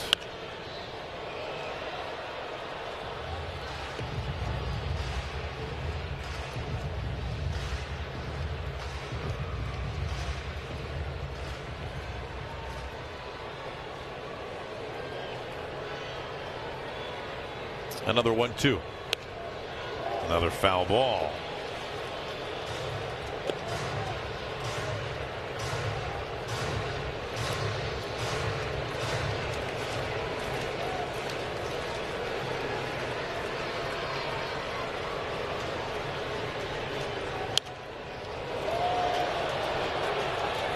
Still 1 and 2.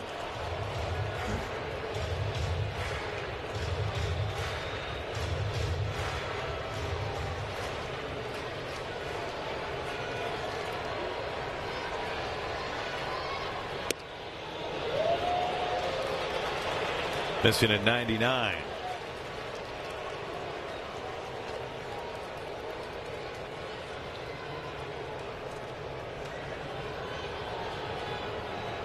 This is pitch number 9 to Donovan.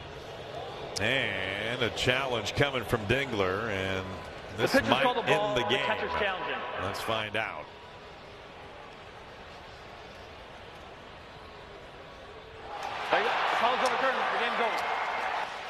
That's how it ends tonight. The Mariners lay an egg in game 1, and they lose 8-0, the final score against the Tigers. Yeah, it was tough. And again, offensively, just nothing doing. Troy Melton was just too dominant. Only the 4 strikeouts, but just strung together just a couple hits. They had that one chance in the 4th inning.